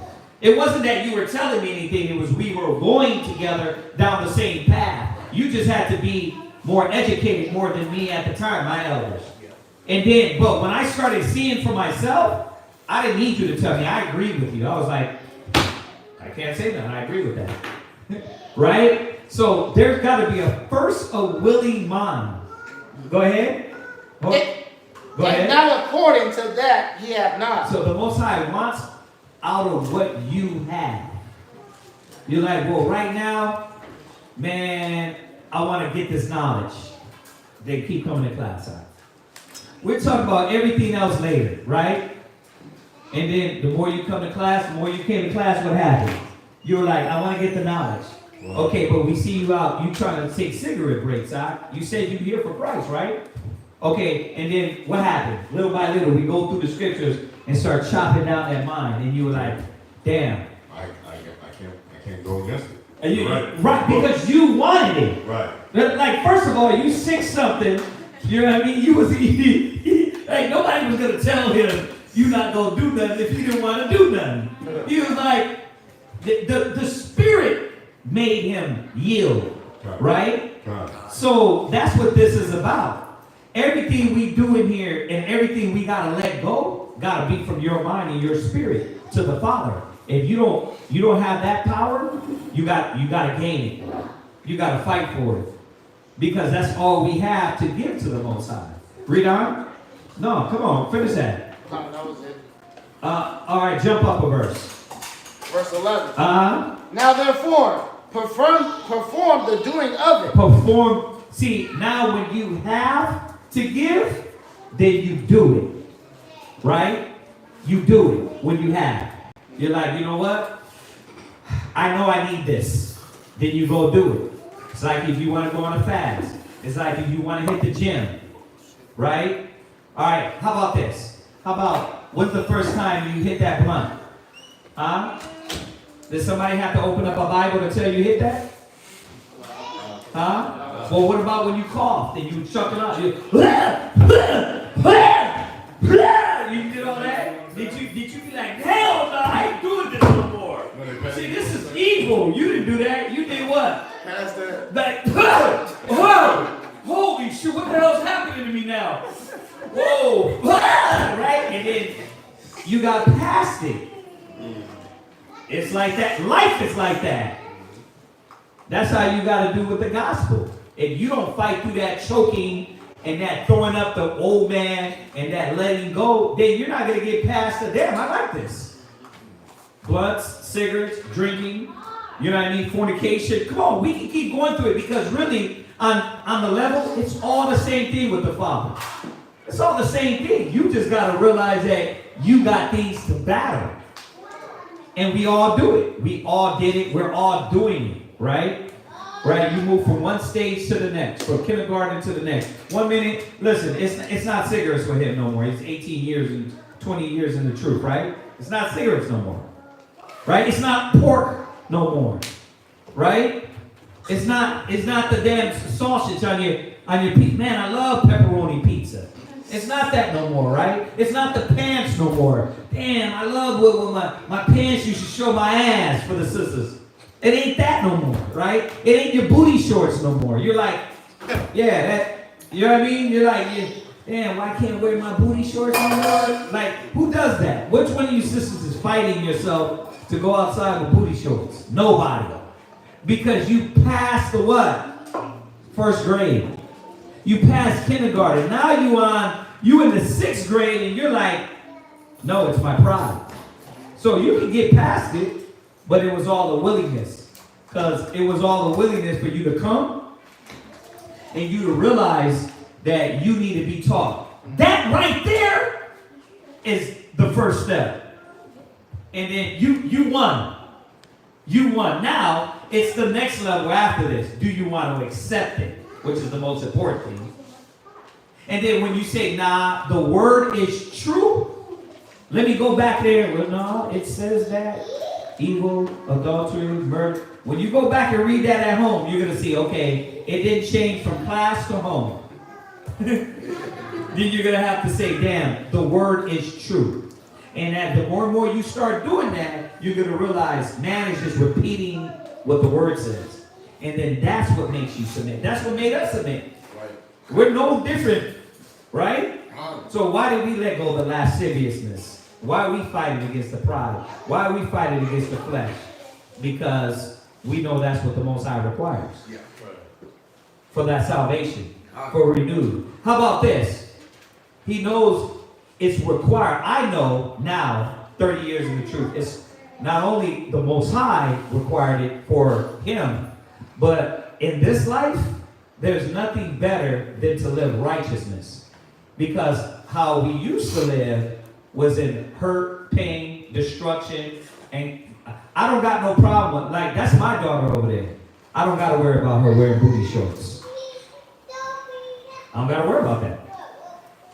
See? The struggle is different. I don't got to worry about my son chopping off his Peter right there, Marwilla, saying, let me chop off my Peter and turn my name to Susie. I don't have to worry about that. You see that?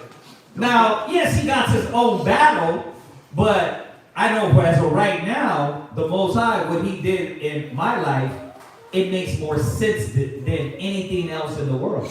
So all this has to make sense to you. And then that's why you give yourself. That's why you commit. That's why you move forward. That's why you battle like you did in the world. You're going to battle for the Most High. Go ahead. That as there was a readiness to will. There was a readiness to will. Go ahead. So there may be a performance also out of that which ye have. I love that. You know why? Because there got to be a readiness to will. No hype session can gas you. Nothing can gas you up. It got to be in your spirit to be ready to say, you know what? I know what the word says and I'm going to submit.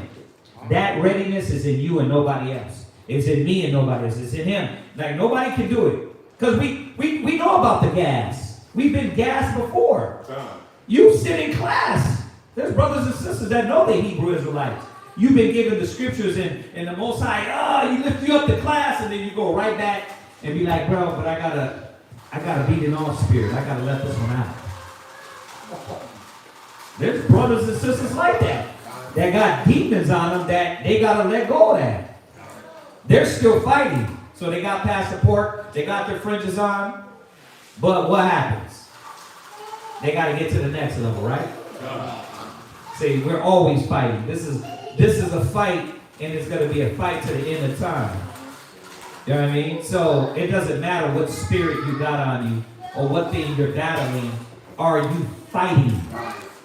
Are you fighting? Go ahead. God. For there be first a willing mind, it is accepted according to that a man hath. Right. You see that? If there first be a willing mind, it's accepted according to what you have, and not what you don't have. Right. If you're like, damn, I can't give that. Yeah, you can. You got your arms. You got your legs. You're wholesome. You can speak. We can speak. You're a grown man. You can give. It's all your will if you want to give to the Father. And what does the Father require from you right now? Humility. Nothing else. You got to humble. Right? Where is that real quick? Just one more on this point and we'll jump back. Where is it? 1 Timothy 6 and 12. Oh, a willing mind? What is it? The willing mind definition. It says to be inclined or favorably disposed in mind. Right. Meaning you're willing to let go of what your way of thinking. Yeah. You're willing to stop. Okay, God be true and every man a lie. Right. My thoughts are a lie to themselves. Mm-hmm. It says accepted by choice or without reluctance. So now you're not apprehensive to give your mind to it. You're not scared. You're not second guessing. You're not double dutching. Cold 1 minute, hot the next. You know what? This is the only way. Period. That's beautiful. Well, one more just for the brother, and then I'm going to jump back to this point. Go ahead. Go to 1 Timothy chapter 6, verse 12. Go ahead. Fight the good fight of faith. But that's why it's a fight. He ain't saying it's a fight because it ain't a fight. It's a fight. Yeah. It's a fight for your faith. Go ahead. Lay hold on eternal life. But you have to see that the word is true. That when the Most High said, look, you Hebrew Israelites, because you're disobedient, I'm going to put you in slavery. The white man's going to put you on trees, burn you, pull you apart with horses, beat you, put you in captivity and slavery because you were rebellious. You have to come to the revelation that that was true and that God is not alive. And then you start seeing reality kick in, like, wait a minute, the Most High is real. We in these conditions because of what he said, and because Papa said, don't do this, and we did it, we were being whooped. So you gotta grab on eternal life, man. We gotta grab on eternal life. That's what this is all about. Like, especially during these times, if you don't see the world coming to the grand finale, you don't see how, I know you gotta at least be about 35, 36. Like, just think about it 15 years ago. Where it was. Just 15 years ago, that was still the 2000s. I'm thinking back in the 90s, how everything is changing and wickedness is growing so fast. When you got bloggers and when you got video bloggers telling you, like, damn, the world is done.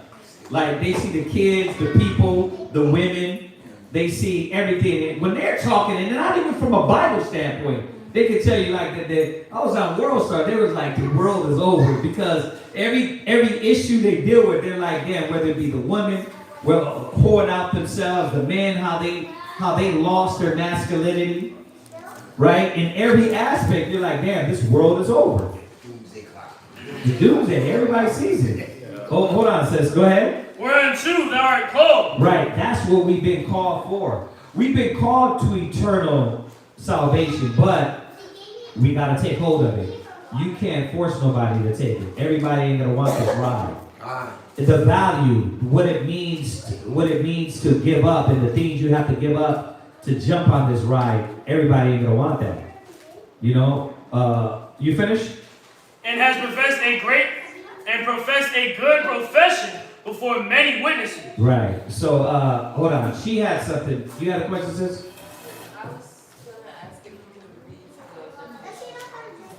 That definition again? Willing or willingness? What was it? Willing Mike? Willie mine. Go ahead. To be inclined or favorably disposed in mind, semicolon, accepted by choice or without reluctance. Yeah, willing mind. That's a good one. What you was gonna say? I was gonna ask if 2 Corinthians 10:4 go with this topic. Brother. 2 Corinthians 10:4. Yeah, go ahead and read it. Yeah, go ahead. 2 Corinthians chapter 10, verse 4. For the weapons of our You warfare. might as well read 3 then. Verse 3. Uh-huh. For though we walk in the flesh, we do not war after the flesh. This is not a physical battle. This is a spiritual battle. Spiritual meaning what? Mental.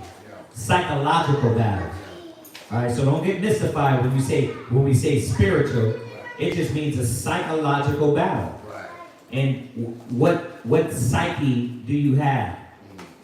Are you weak-minded? Are you strong? Are you ready, willing? Do you have a willing mind to battle this? Because it takes a strong mind to deal with this battle that we're facing. To put all these mental weaknesses down and these physical weaknesses down. Man, it's no different, man, if you wanted to climb Mount Everest. You want to climb Mount Everest? You know, get with the one white guy that's gonna take you up Mount Everest. You gotta be mentally prepared, right? You want to get jacked up like the cats on YouTube. You know what I mean? You get big muscles. What happened? You gotta follow the program, right? How about the motivational rich people that are gonna take you to the next level to gain riches? What do you gotta do? You gotta set your mind ready for that. See, the thing is that we're not chasing carnal things. We're chasing spiritual things, spiritual rewards. Go ahead. For the weapons of our warfare are not carnal. Right, so it's telling us that we're in a war, and it's telling us that we have weapons. But these are not physical weapons. Go ahead. But mighty through the Most High. Right. To the pulling down of strongholds. And I think he put this one to remind all of us that there's a lot of strongholds, things that hold your mind and tell you you can't. You know what I mean? You're weak. You don't need it. There's things that hold us so strongly rooted, whether it's stubbornness, rebelliousness, whether it's some of these things. And when we go through the list, your mind will tell you, you know what? No, I'm not evil. I'm good. Nah, that's the point. The Most High said, let God be true and every man alive. So those be strongholds, but you got to cast those. It's like taking that sledgehammer, breaking down that wall. And then the funny thing is, we got so many dang walls, you break down one, there's another wall. And that's what we're doing. Go ahead. Casting down imagination. And I you know why I like this verse? Because that word imagination shows us what? You're living in a fairy tale. Like, it's a mental fairy tale. Like the Matrix is not real. Right? What we're living in is not real. You got to understand what is real. And what is real is, think of death. Have you ever been in a nightmare that you cannot wake up from? Nobody ever had a nightmare that you was deep in and you was like, damn, being chased or something happened and you felt like it was the realest thing? How about that? You felt like it was the realest thing. Yeah, and you're always not fast enough? Well, that's the Most High. Imagine not being able to wake up. And know, like, that's your consciousness. Your body's asleep, but your consciousness is living. Imagine being in somewhere to where you cannot control, but you're being controlled. That's the Most High. That's the spiritual realm. That's why if you don't control yourself now, right, those things in the future will destroy you. Go ahead. And every high thing that exalts itself. So what he's doing here is reminding us we have tools and how we have to go about the battle. Everything that goes against the will of the Father, you're going to have to make a decision. What? Do I want to follow that? Do I want to follow what the Father said? Or do I want to follow what my lust of my flesh says? You know what I mean? I can't give up pork right now. I'll be back when I can give up pork. It don't work like that. You're not going to come back like all of a sudden leave and then come back and be better. This is the doctor office. Right. This is it.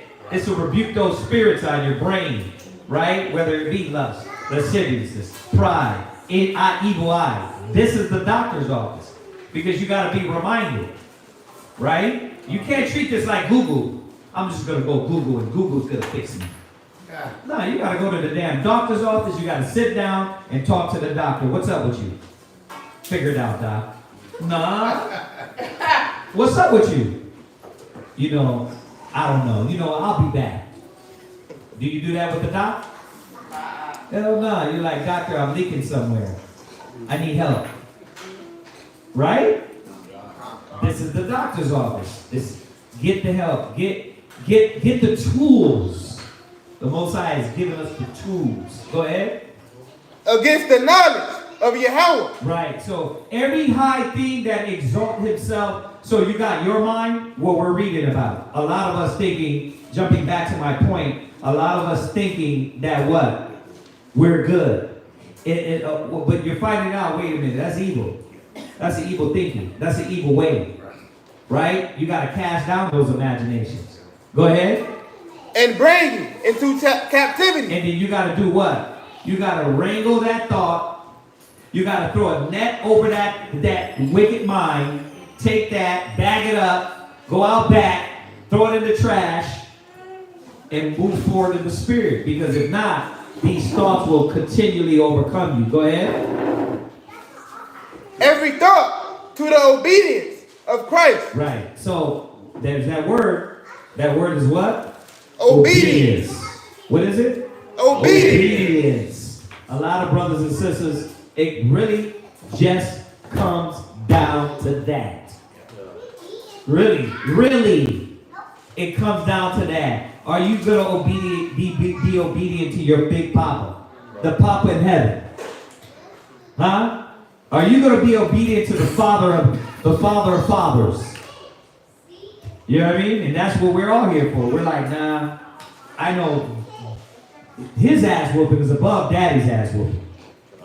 Huh? That's an eternal butt whooping, right? Go, what time is it? I think we went over. 2 minutes. Okay, go back. Let's finish, 2 minutes. We're gonna drain that 2 minutes. Bring it out. Gun. What's up, sis?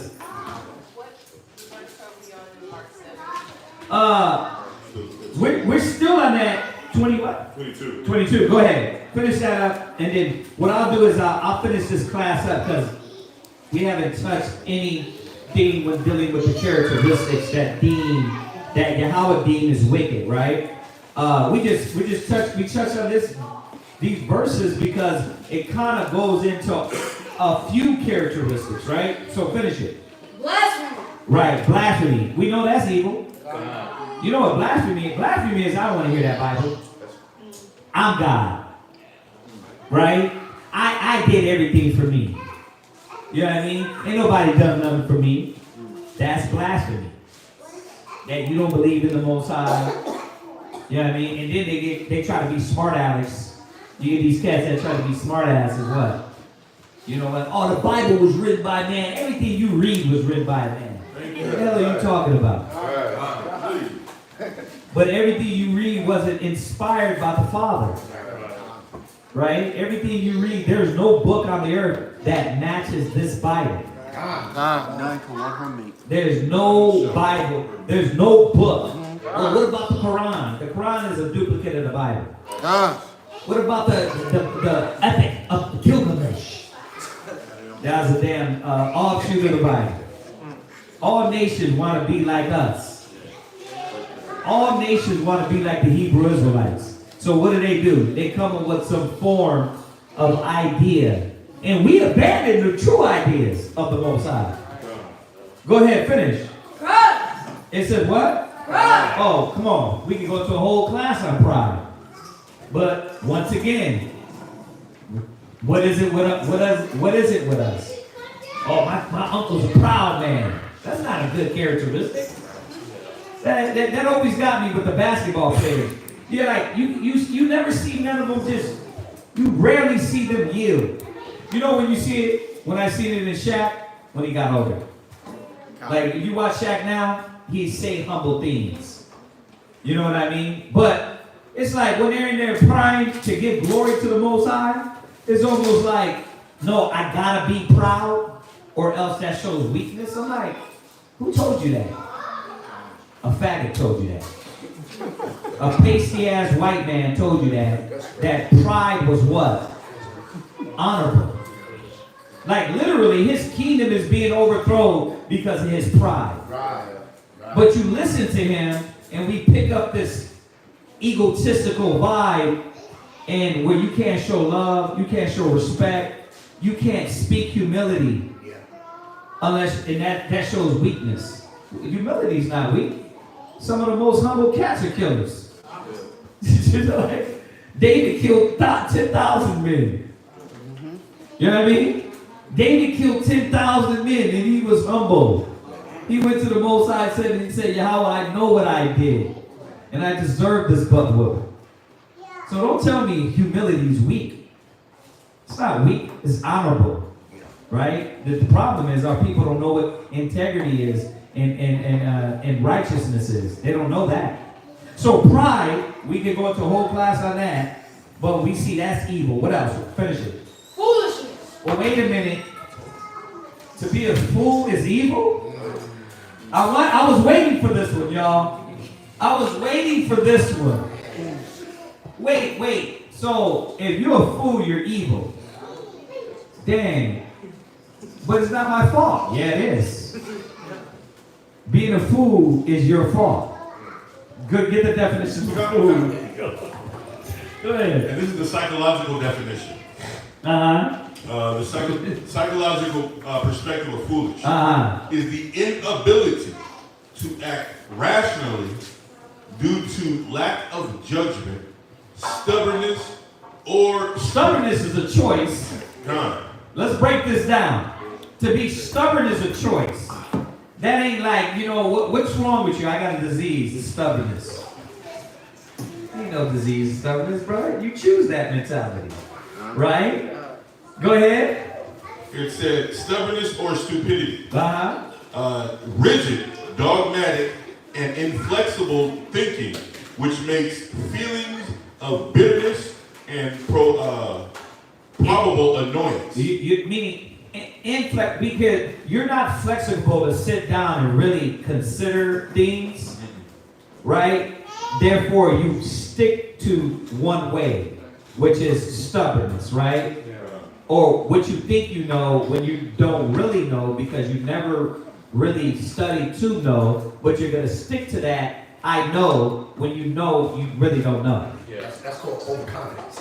Overconfidence, is that what it is? Yeah. What you got? I got some Webster 1828. Go ahead. Fool. Definition 4. A weak Christian. Oh. Let's go. Yeah, a weak Christian. Yeah. And I'm, remember, when we say Christian, I'm not talking about Christianity. I'm talking about the definition of follower of Christ, right? Not what their religion is, because we know that's all.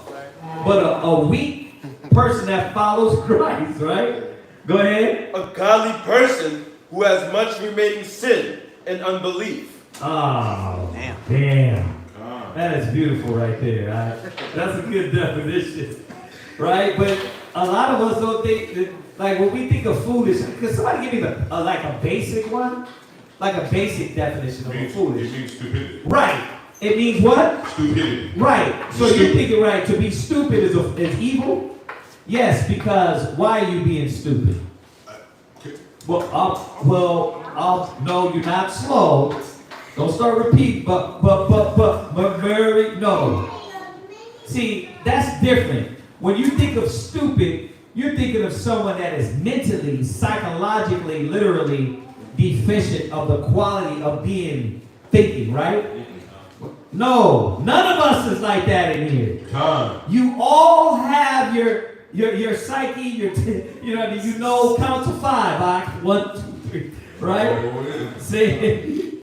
Right? Everybody is smart in here. God. You're not deficient of brain cells. So what makes you a fool? Right? What makes you stupid? It's a willingness to be stubborn. So that's why it's a sin. Y'all get this? What you got? Hold on. Go ahead. I got another one. It's number 7. It says, to act like one void of understanding. There you go. That's why it's a sin. Because you're not brainless, but you acting like you just don't want to get it. Well, I just don't see it. All right, how about if I tell you 5 different ways? You won't. A fool will not choose one of those ways because they will be stubborn in all of them. See, that's how you know a person is being foolish, right? What's that? I had another definition. What you got? One who acts absurdly or pursues a course contrary to the dictates of wisdom. There you go. And that's that. The Most High don't deal with the fool. And of course, remember when we go into these different topics, we can go into many scriptures on a fool, many scriptures on pride, lasciviousness, fornication. We can go into whole classes. You keep coming, we'll go over those topics. But this was a kind of a broad look at what evil is, right? Yeah. You know what's so cool about the way you did that, when the scriptures bring out? Because what was the whole point of that first block of scriptures? Yeah. To show what evil is. Mm-hmm. And the scriptures tell us that, so if they say that foolishness is evil, the scriptures tell us that in 1 Corinthians 3:19, the wisdom of this world is what? Foolishness. Now you go back up that list. If you ever think those were evil things, we just went right up that list. If you went right up that list, did your mind in the world, before we went through this class, think that those things were evil? A lot of people know. A lot of them, like, who thought a fool was being evil? Like, when you were being foolish, you were being an evil person. Right. But the world don't tell you that. No. Because that's according to the wisdom of this world. No, he's not evil. No. He's not evil. He just don't get it. Right. Why you calling him evil when he just don't get it? Because he don't want to get it. That's why the Most High called us sottish children, right? Which is what? Stupid. Sottish means stupid. Forrest Gump. Straight. Forrest Gump was smart. Forrest Gump was smart.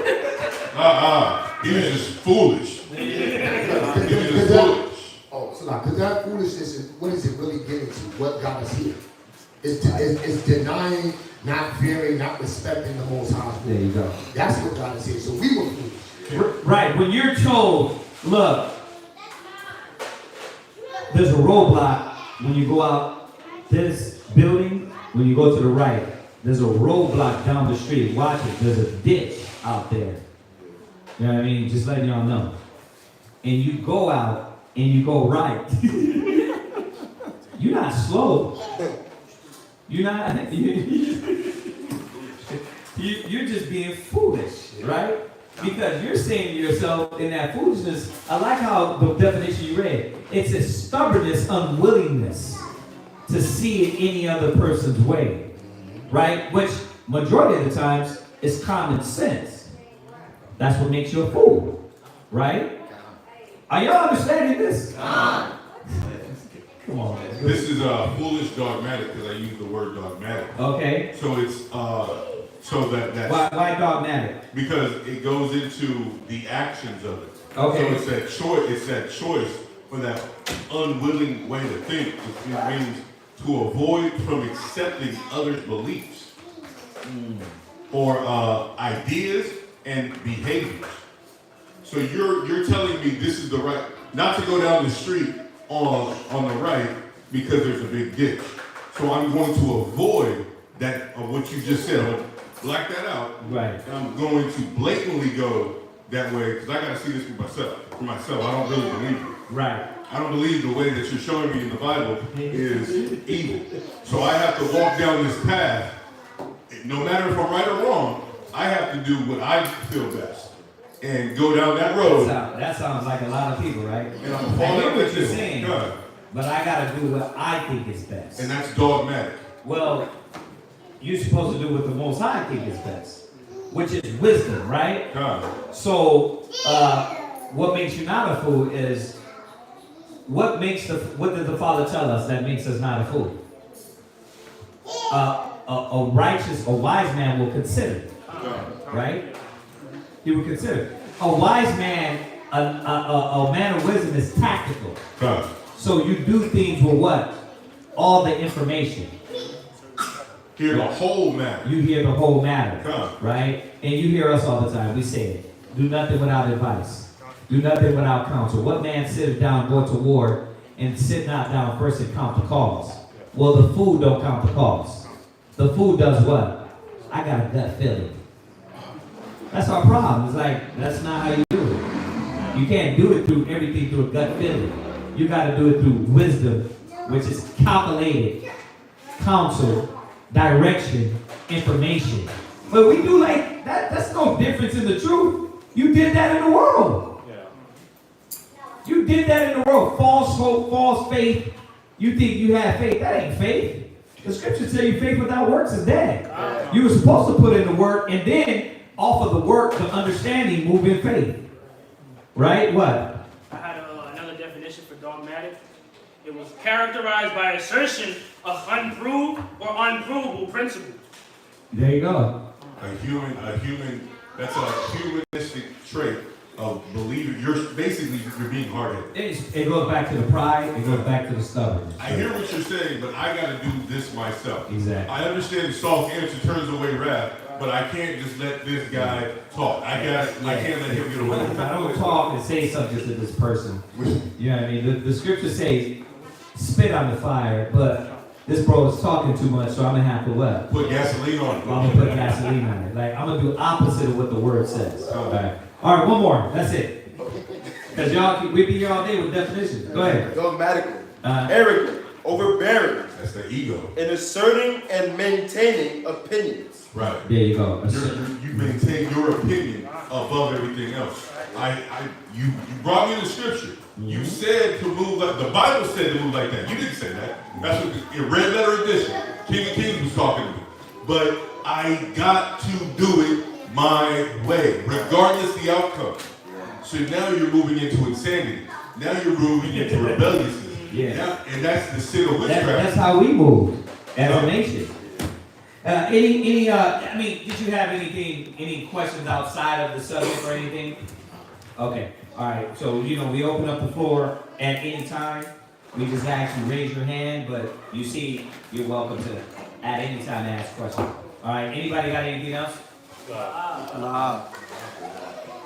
Yes, sis.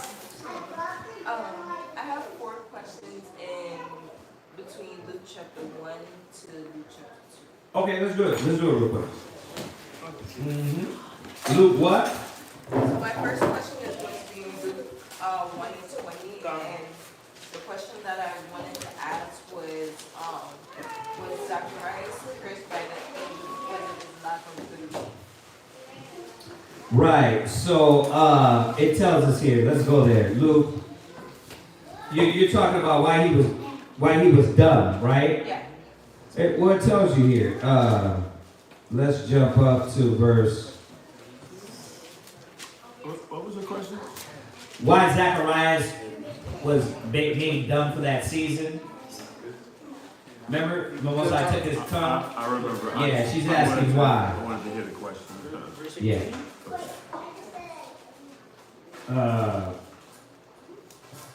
Go to verse.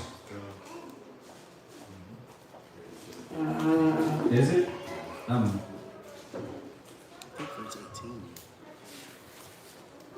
17 and 18? Let's go there. Luke chapter 1, verse 17. So that's the backstory of 13? Okay, go ahead.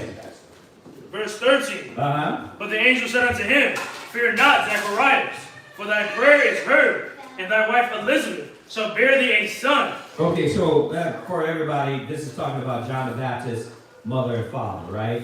So at the same time, sort of around the same time, the angel was, this story is being set up to show us how that it wasn't no immaculate thing for Christ, because John the Baptist, an angel came to his parents. So when the angel came to Mary, we wouldn't be like, whoa, the angel came to Mary. That made her extra pure. The angels used to come to us a lot. So that's what this story is setting up.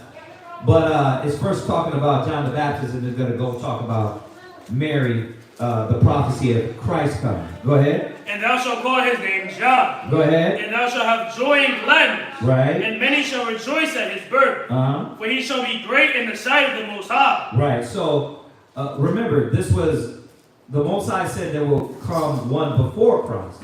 This was prophesied in the past that one will prepare the way.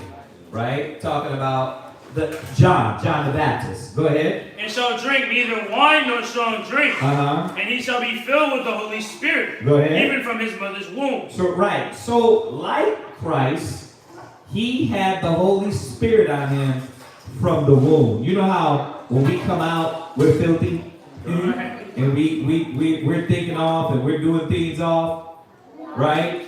And we have to grow into knowing the Word and learning the Holy Spirit. Well, these cats, man, in the womb, the Spirit will be on them. See, I like this because it shows it didn't mean the angel inseminated his rib, just like it didn't mean that with Christ, right? It's just showing that this was the angel prophesying of how great John would be, right? Go ahead. And many of the children of Israel shall he turn to the Most High their power. And he shall go before him in the spirit and power of Elijah. Right, in the power, it was prophesied that Elijah was come before that great and dreadful day in Malachi.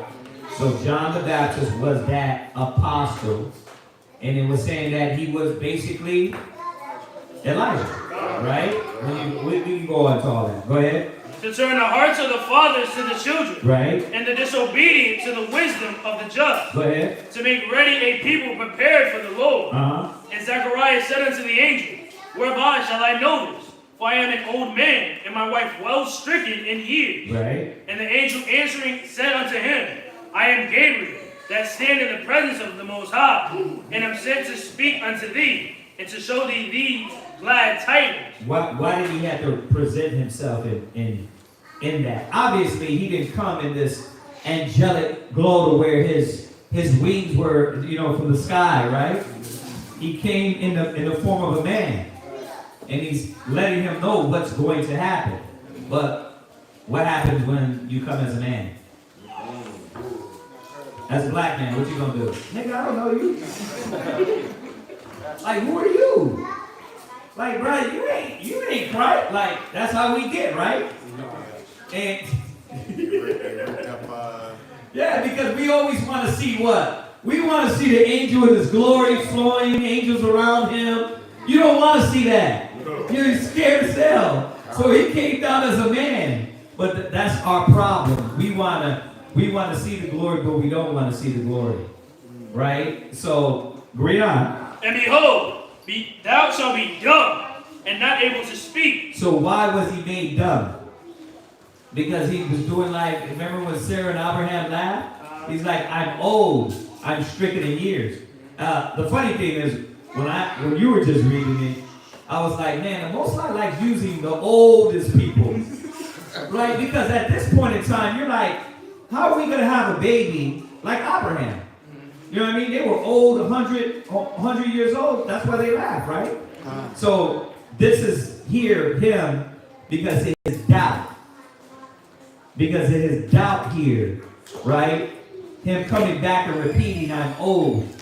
Go ahead, read down. Unto the day that these things shall be performed. Right. Because thou believest not my word. But because what? Thou believest not my word. Why was he stricken? Because thou believest not my word. It's telling you there, man. He didn't believe him. Why? Because he was old and stricken. He's like, I'm going to have a baby? Lie. Right? So he was like, because you don't believe, I'm going to do something else immaculate. I'm going to take your tongue. Right? You're not going to be able to speak. So that's why he did it. Make sense? Okay. What's your next one? Luke 1 and 51, if I can get the understanding of 1 and what? 51. 51. Go ahead. Luke chapter 1, verse 51. 21. He showed strength with his arm. Right. He hath scattered the proud in the imagination of their hearts. Right. So this is that was it? Jump up, you know me, let's read up a little bit. I try to get a little bit of context.